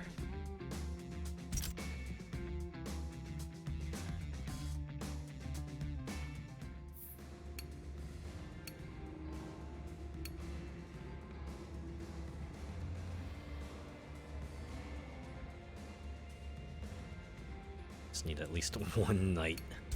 Wait, is this a night? This looks like a night. Nope, doesn't count as a night race. Fine. Oh wait. Circuit of the Americas. Another world tour. One final world tour.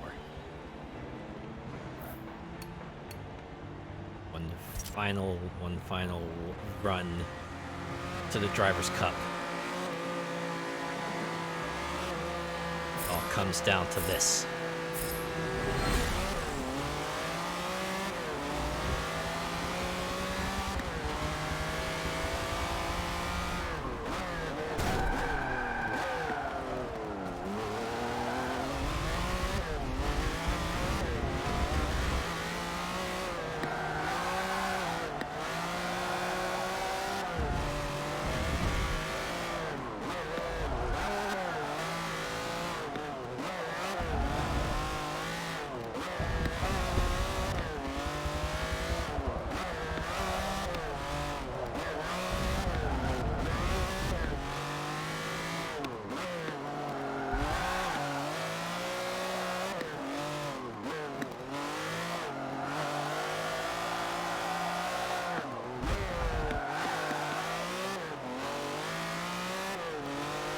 Could be a fair. It's only 2 laps, so it's like 3 miles long.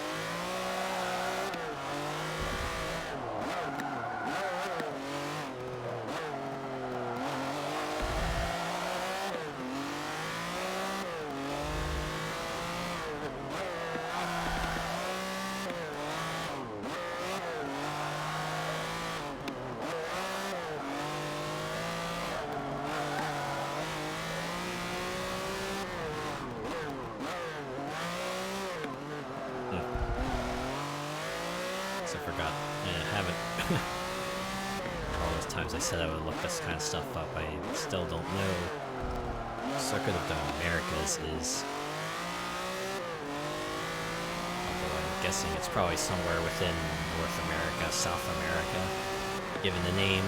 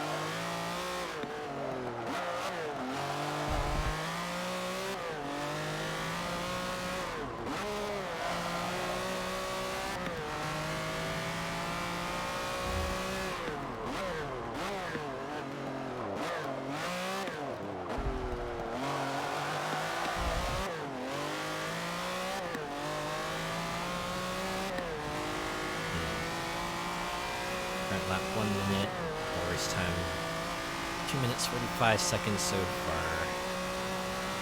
Done with this race in about 2 minutes, I think. Ooh, that's too fast.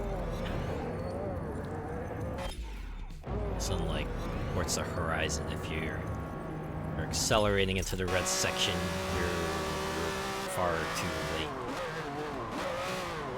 You need to brake beforehand. Alright, so far so good.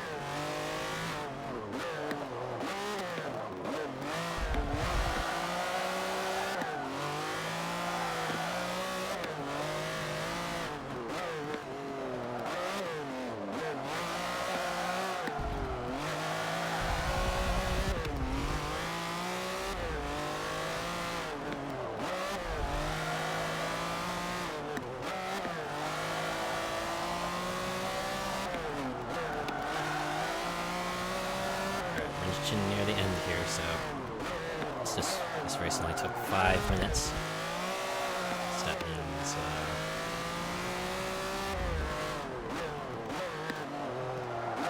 it's wrapped up within the next hour at least.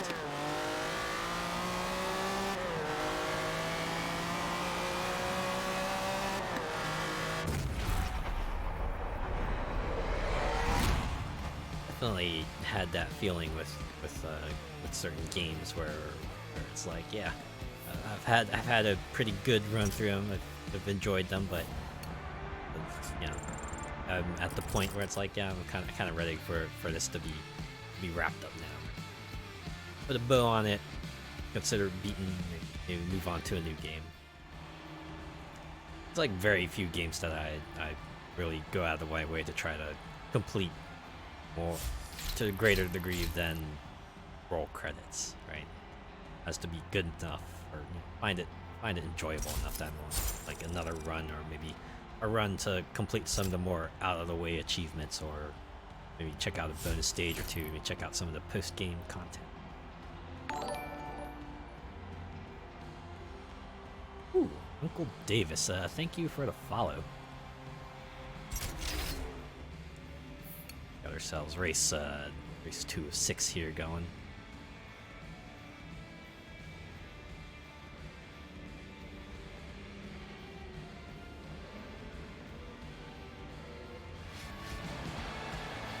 Holtonstead. Ah, good old Miami track. With some NASCAR, baby.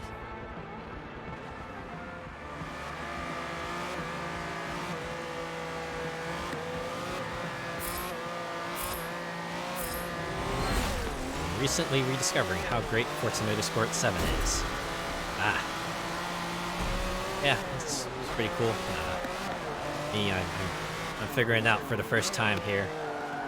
It's most of my racing game least my recent game experience before has been mostly through things like, say, Horizon, Need for Speed, Burnout, and I decided to just, you know, to take a dip into Sim Racer, and I figured Forza Motorsport might be the best introduction to it. That's too fast.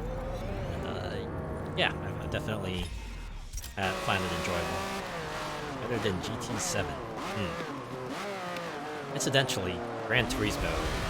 It's one of those series I really haven't touched, largely because it kind of fell into the sim category.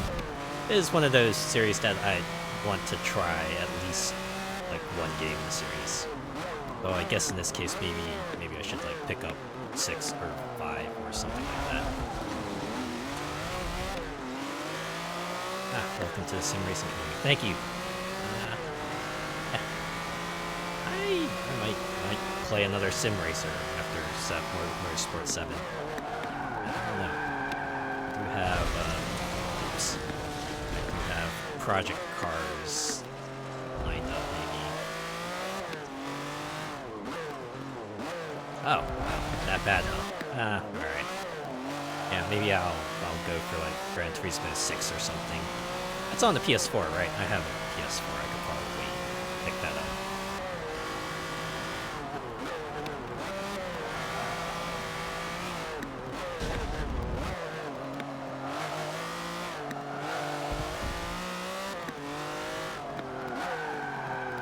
Too fast, too fast.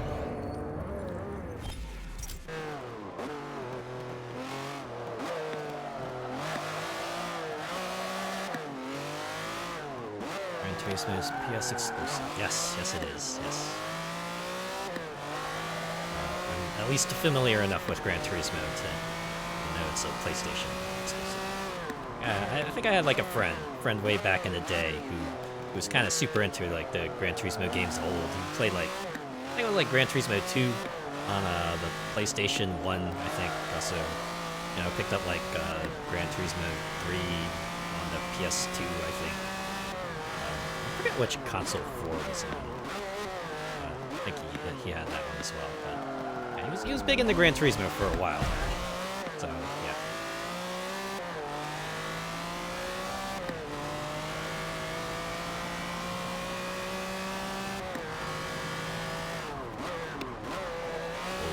Games were great. I think the thing I remember about Gran Turismo is like I think it was like the menu music. I forget what it was like, but it was like kind of catchy and sort of like that, you know, original song sense. It's one of those themes that just stuck in my head all these years later. So, yeah, it's kind of funny what you remember sometimes of the old games.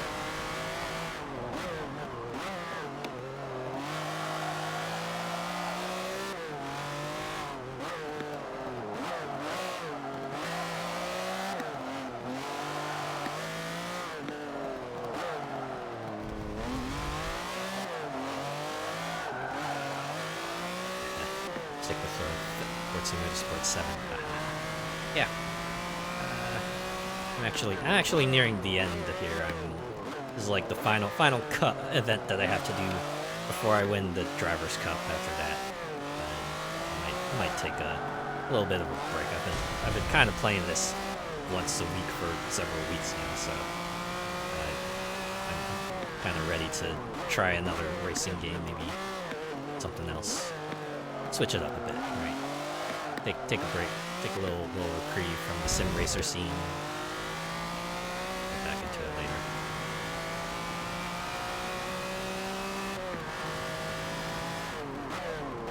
later. But yeah, you know, it's good to hear, you know, that you're getting back into Motorsport 7. I'm sure there's probably a lot to do in here, so I imagine you'll find no shortage of things to have fun with.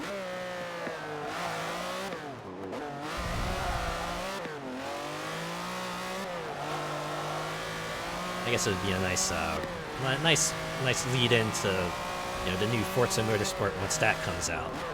I think it's supposed to come out. I forget when it's coming out. I think it's supposed to be too fast there. Pretty sure that has a release date of soon, if not an exact date. I mean, they were making a big deal of it at E3 at least, so hyped up about the new Forza Motorsport. Yeah, only good amount to be excited about, right? It's like the first new Forza game on Xbox Series XS consoles, 2023. Yeah, okay. So, right, still work needs to be done on it, but looks like there's a finish line in sight, as it were.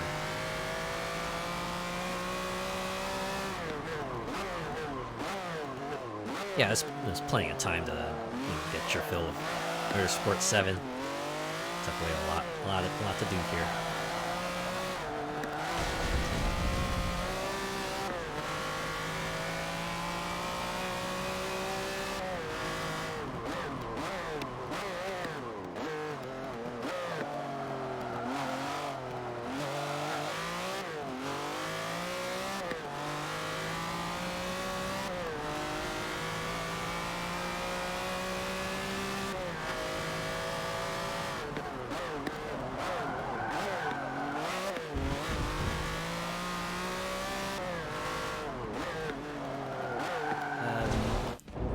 Yeah. This avatar is from Vroid.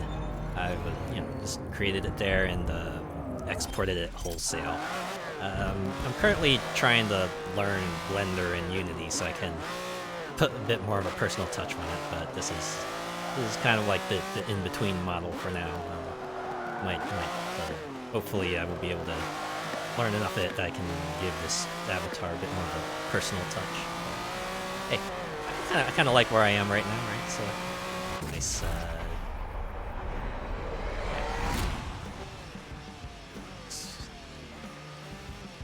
I'm at a good point, I think. Yeah. Oh, yeah. There's, learning Unity, so, yeah, it's a lot to pick up there.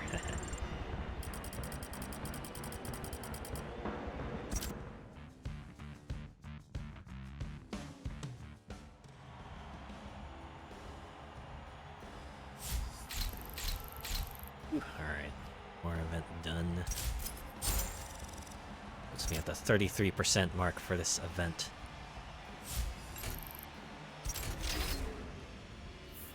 Four races to go. 4 more races. Which race is this? Virginia International Raceway. Just like to know. Great, another daytime race. Alright. Can't use my night mods here again. I'd be disappointed if every race in this. Alright. We'll see you, Uncle Davis. Thanks for stopping by.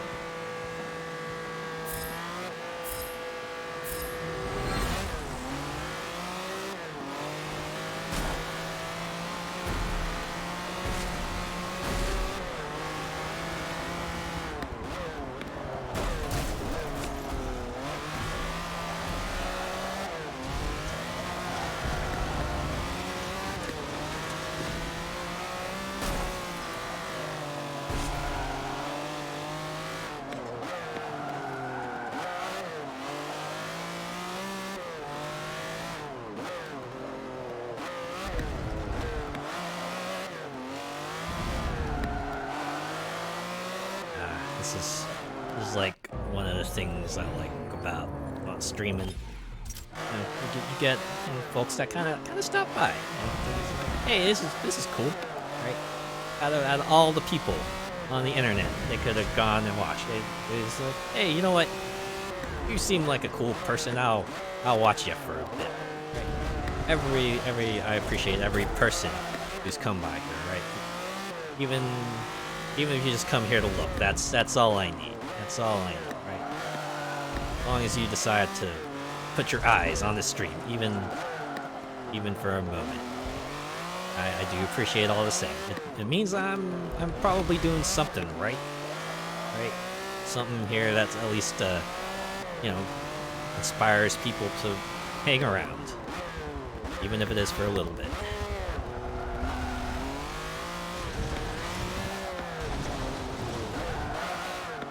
Alright. A little hairy.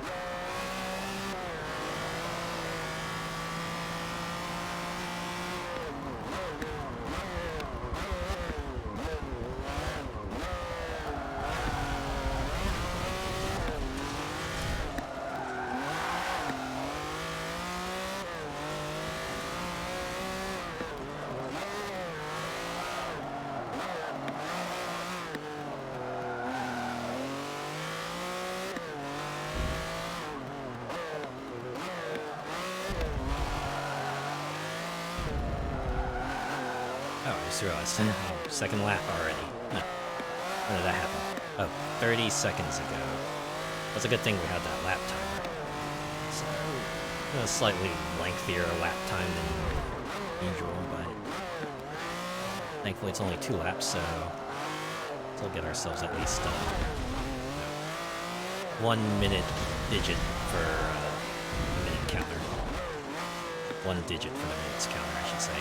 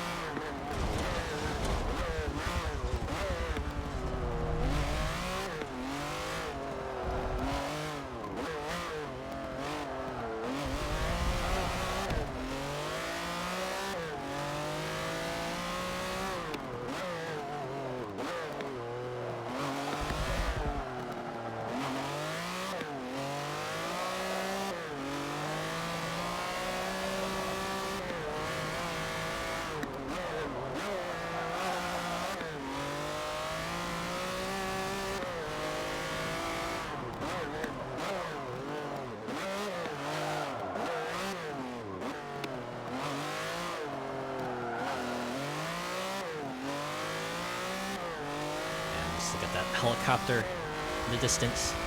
Up there getting that bird's eye camera. I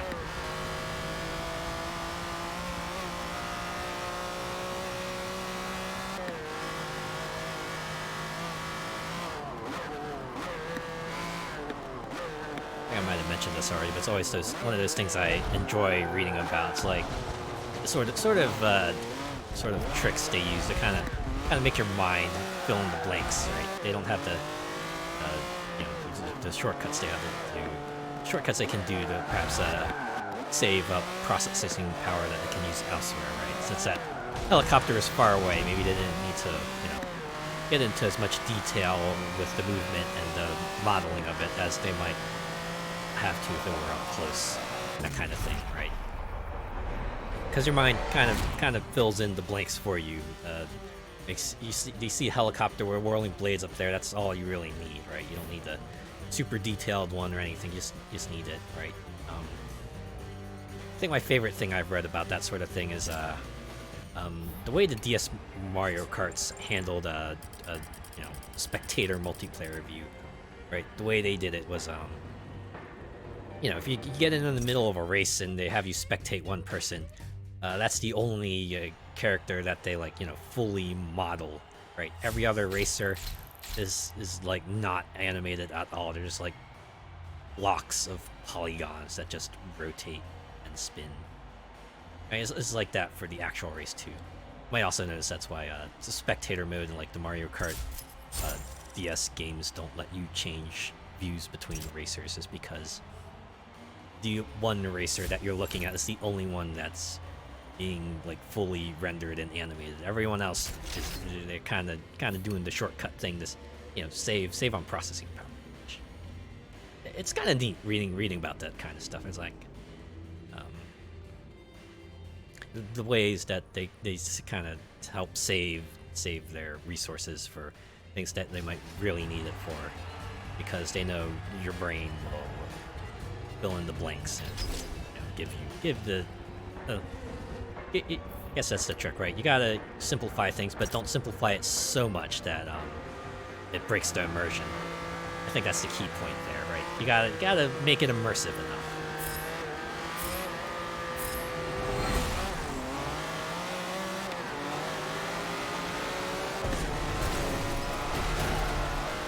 Or it's like I think was it Mario Kart 8 on the Wii U? It ran at I want to say 59 frames per second. Like, it's not a full 60, but you know, it's close enough to 60 that you know, your brain kind of makes it smooth, kind of fills in the smoothness. It's something you barely notice. And, you know, that 1 frame per second. That, okay, wow, I really screwed that up. Okay, we'll try that again. This guy tried to take the turn properly, and I didn't want that. Dirty, rotten racer.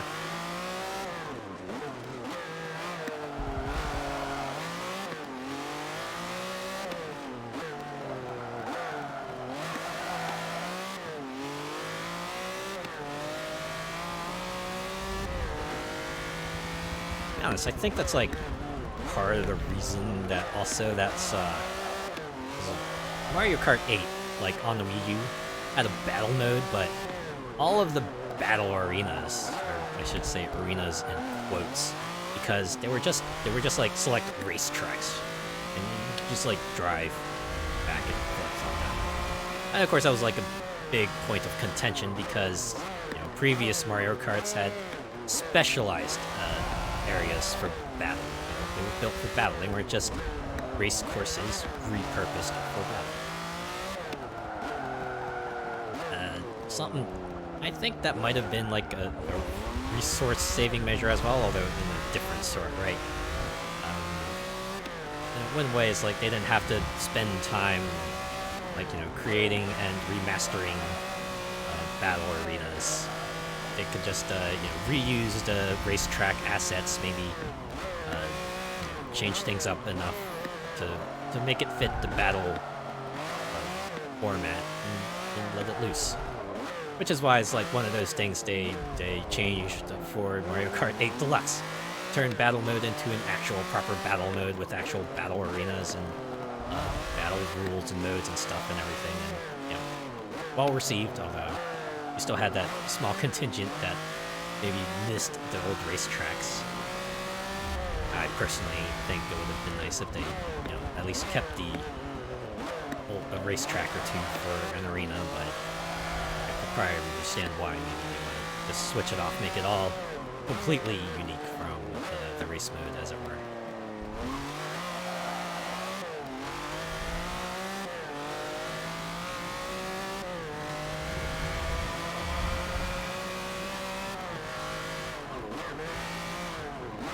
I might be going too fast here. Oh, it's going right into the wall. Thankfully, nothing angle that I didn't go smack perpendicular into it.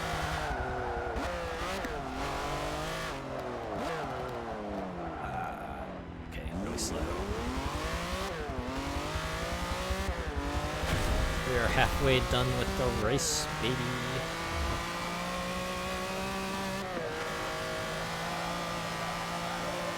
So we'll have this wrapped up at minute 6.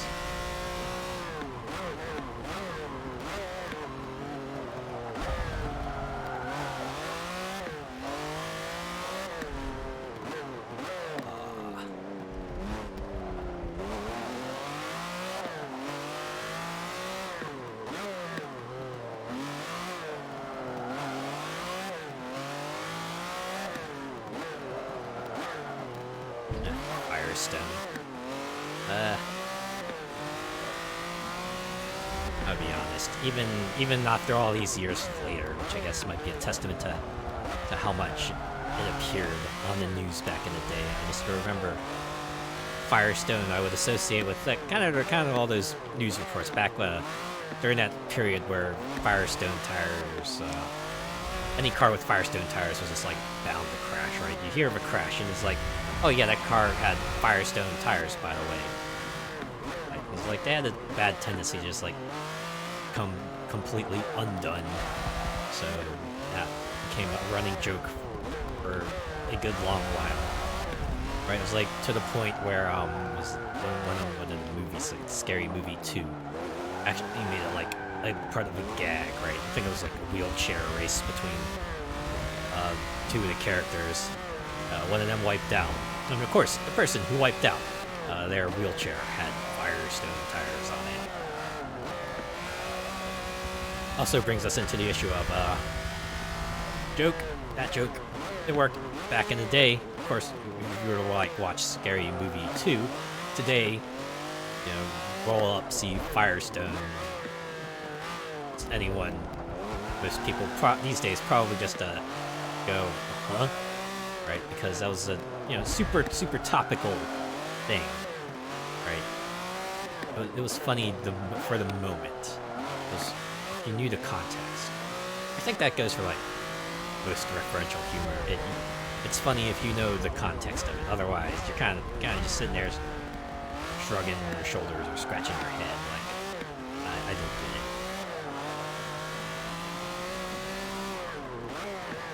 Right, you're sitting there, you're just laughing, going, and then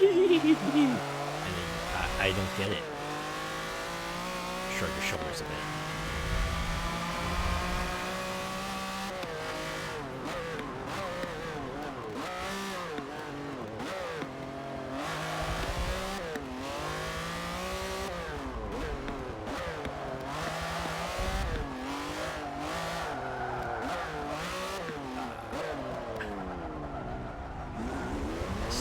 Close to the end. I think this will put us at the halfway point, right? Keep losing track of how many races I complete in an event. 1,700. Yeah, I think this is should be the halfway point. It's like 800, 1,400. Oh wait, no, it's a 2/3 point. That's a pleasant surprise. And it goes to show you, set your expectations low and you will always be surprised. Or you just might end up like ultimately disappointed if you don't even meet those low expectations. Yeah.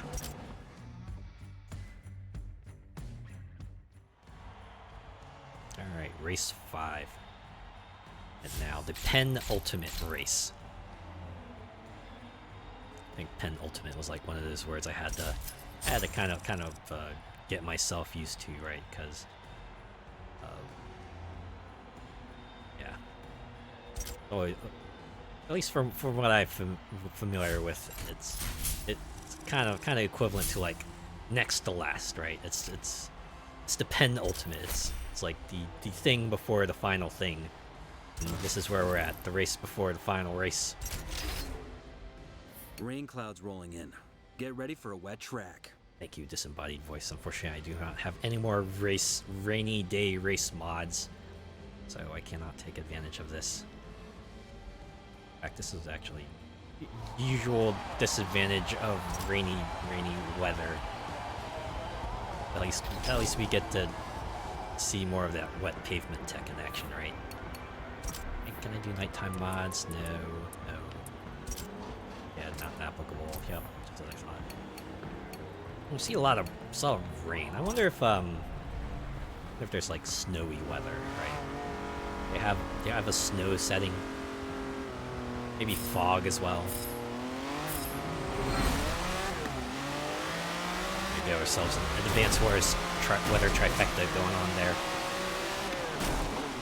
Ah, man, Advance Wars. Reboot Camp was supposed to come out like a few months ago, but they had to delay it. Very, very understandable why they had to delay it, but I want to play that so bad. I remember losing a lot of time to Advance Wars. I think most of it had to do with like it was a game we picked up just before I went on a very long trip, so that game kept me entertained for much of that trip. And it's like that one series that I kind of seriously fell down the rabbit hole for, right? I think it's partially because of its possibility for expansion, right? Because the game included like a map editor that you could putz with. I think that's just opened the door for further customization potential. Like maybe not programmed, but kind of like when you write it out, right? It's like on top of maps, you could also theory craft new units, new commanding officers, maybe even a whole campaign if you're that ambitious. In fact, I want to say like back in the day, there were like actually quite a few websites just dedicated to Advance Wars or the Wars series. Eventually, not just covering the games proper, but after a while, also the custom content that people would eventually devise. I guess that's kind of what drew me into that community. I was part of that for quite a while, actually. But given the past days of ruin, weren't any games of that series for a long time. Eventually, websites would get shut down. People would kind of scatter to the four winds, and think we almost had a bone thrown our way with Reboot Camp, but they had to keep the bone at bay for a little longer, and now we're just waiting with bated breath for a new release date. Just like once Reboot Camp is almost ready for release again, I will be so ready for that. Can't wait to go back to it. Just pretend I'm like back in grade school.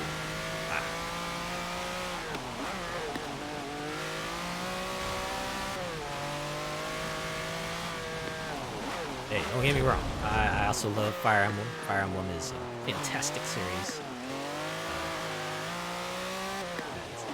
It's just a very different beast from Advance Wars.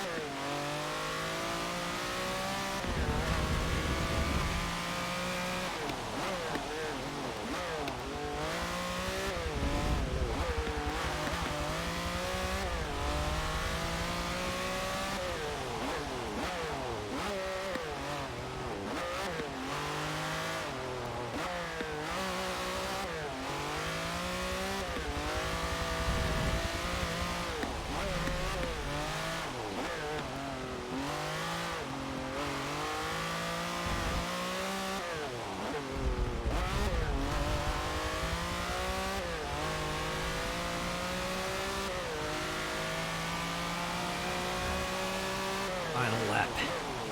2 more minutes.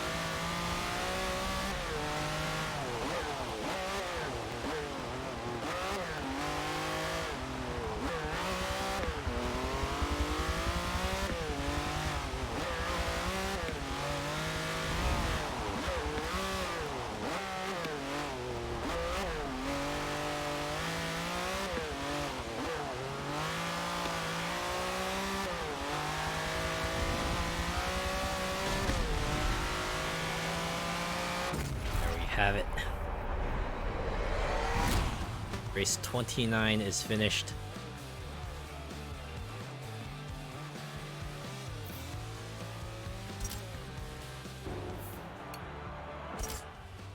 Just hand me my credits.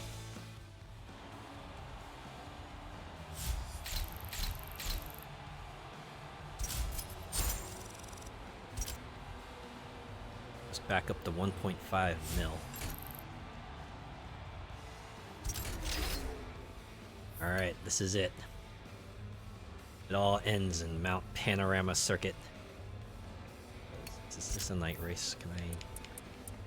No, it's not. Fine.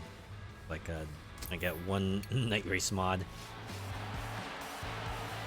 In any case, this is where it all goes down. Final race.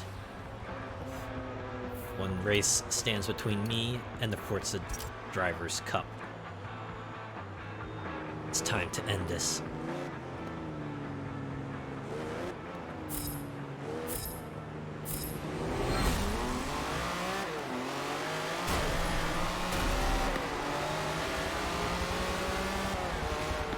As a Street Fighter announcer might put it, go for broke. Not hold anything back.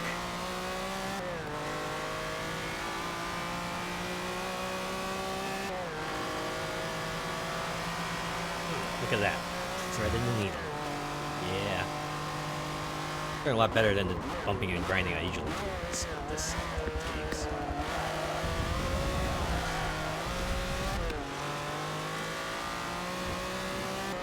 Let's draw it out a little bit here. Just milk this for all the drama it's worth. Ooh, there it is. The pass. This is now my victory lap. Well, victory laps.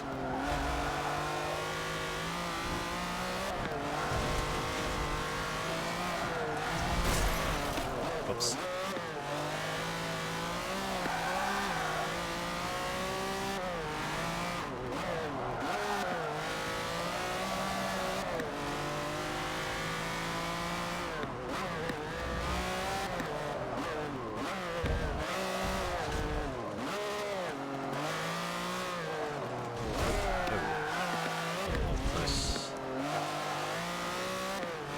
Here in this downhill jam of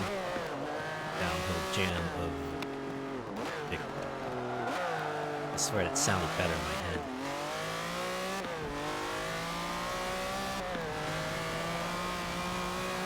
I don't think there's any way you can make like downhill jam sound cool.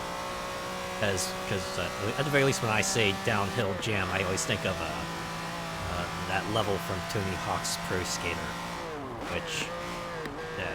Looking back, I didn't really like all that much.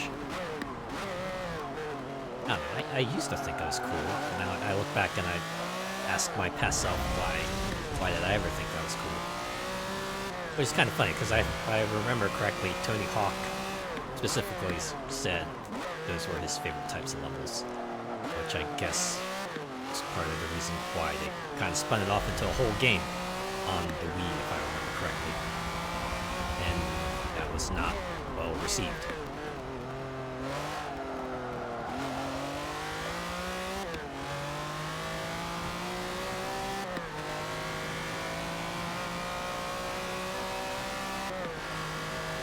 Man. Speaking of Tony Hawk, I wish. It's one of my wishes. I wish there were more Tony Hawk games got remakes. Because I still remember 1 and 2, right? That remake that Vicarious Visions did. What a fantastic remake. Like, I remember playing that and thinking, oh my god, they nailed it. They nailed how old school Tony Hawk felt.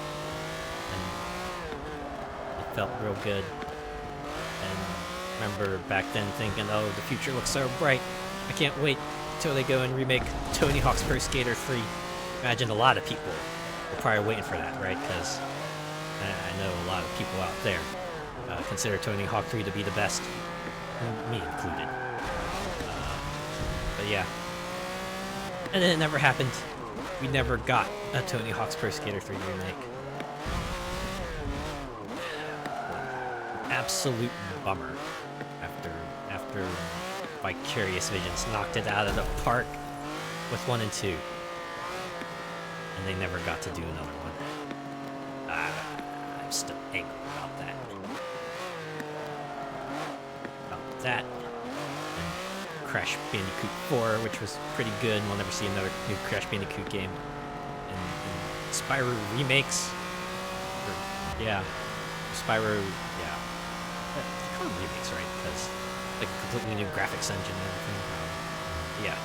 We'll never see a new Spyro game, even though it seemed like they were ramping up to that. So bummed out about that. Good. How's that reference go again? We were on the verge of greatness, and we were this close. They had it there. They were lined up, ready for that grand slam, and then they hit a foul ball.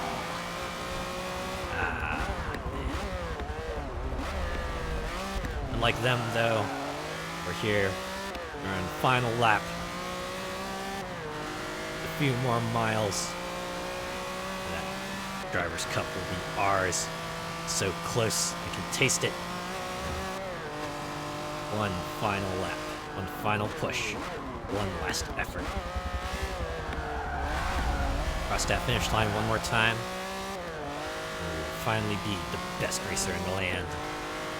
At least that's what my headcanon is, right? This is what it's all led up to.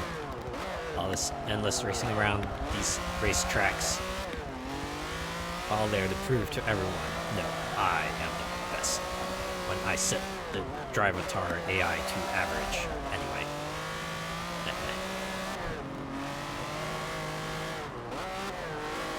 I mean, I did mark this as a casual playthrough, so yeah.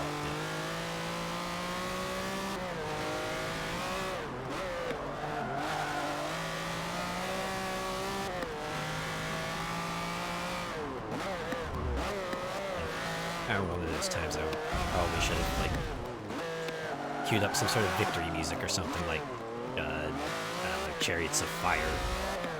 Just imagine playing that in the background. You know what, I'm not gonna do that. I'm not gonna try to sing it because I'll just end up making everyone's ears bleed if I try to do that. But yeah, I'm sure you can imagine something like Chariots of Fire playing in the background as we close in on the finish line here.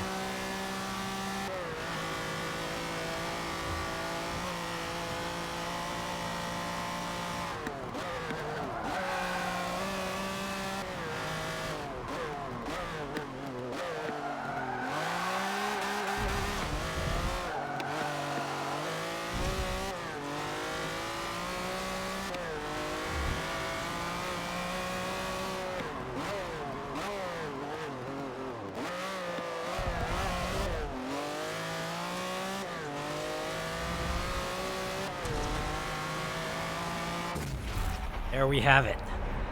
One final pole position finish. 3,000 points that I need to hit the 50,000 point threshold to take this event. Earn the Forza Drivers' Cup. One last celebration.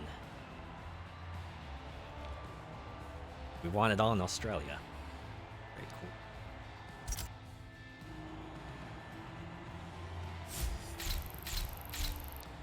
Last tally of credits. A cool 1.5 million with this one. Nice.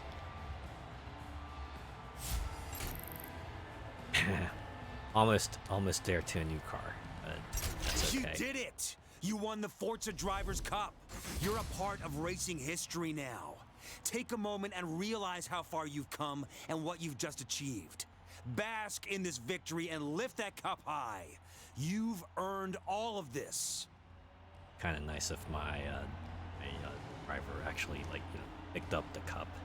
But I guess they didn't quite incorporate that animation. Oh well, that's fine. I can imagine it in my head. Imagine my glitzed out racer here just lifting that cup. Imagine that crowd going ah, ah, ah.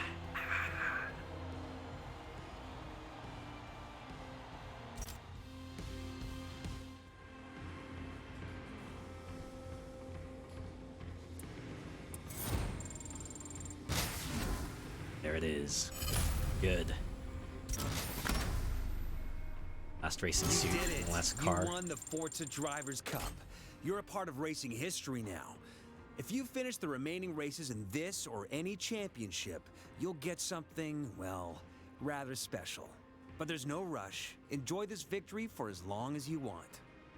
Yeah, I don't know. I've definitely experienced a lot of Forza Motorsport 7, but I do thank my disembodied voice here saying, yeah, just bask in the victory. Let's check. What's the actual filler they have? Thing I'm interested in. My car. So this one particular one I'm looking for. I wonder if it's in this game. I wonder if I'll be able to afford it. Centenario. How much is this? 850,000. Let's see. Make sure I got the right one. Was it the Hurricane?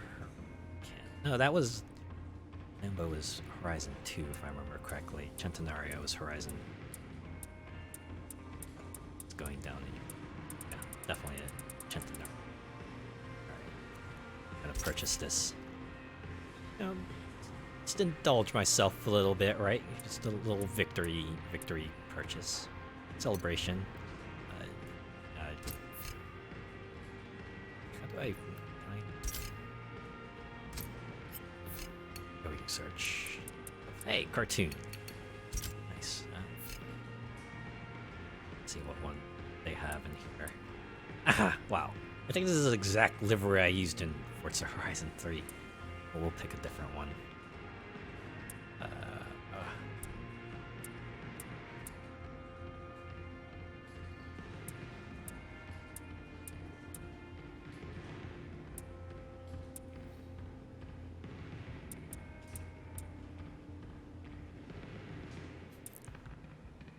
Lesion. You know what? I'll do this one. Yes, please. Buys car and upgrades for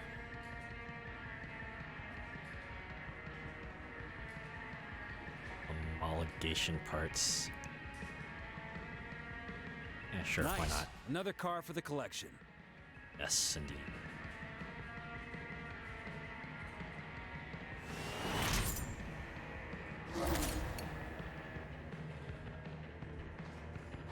Well, all right.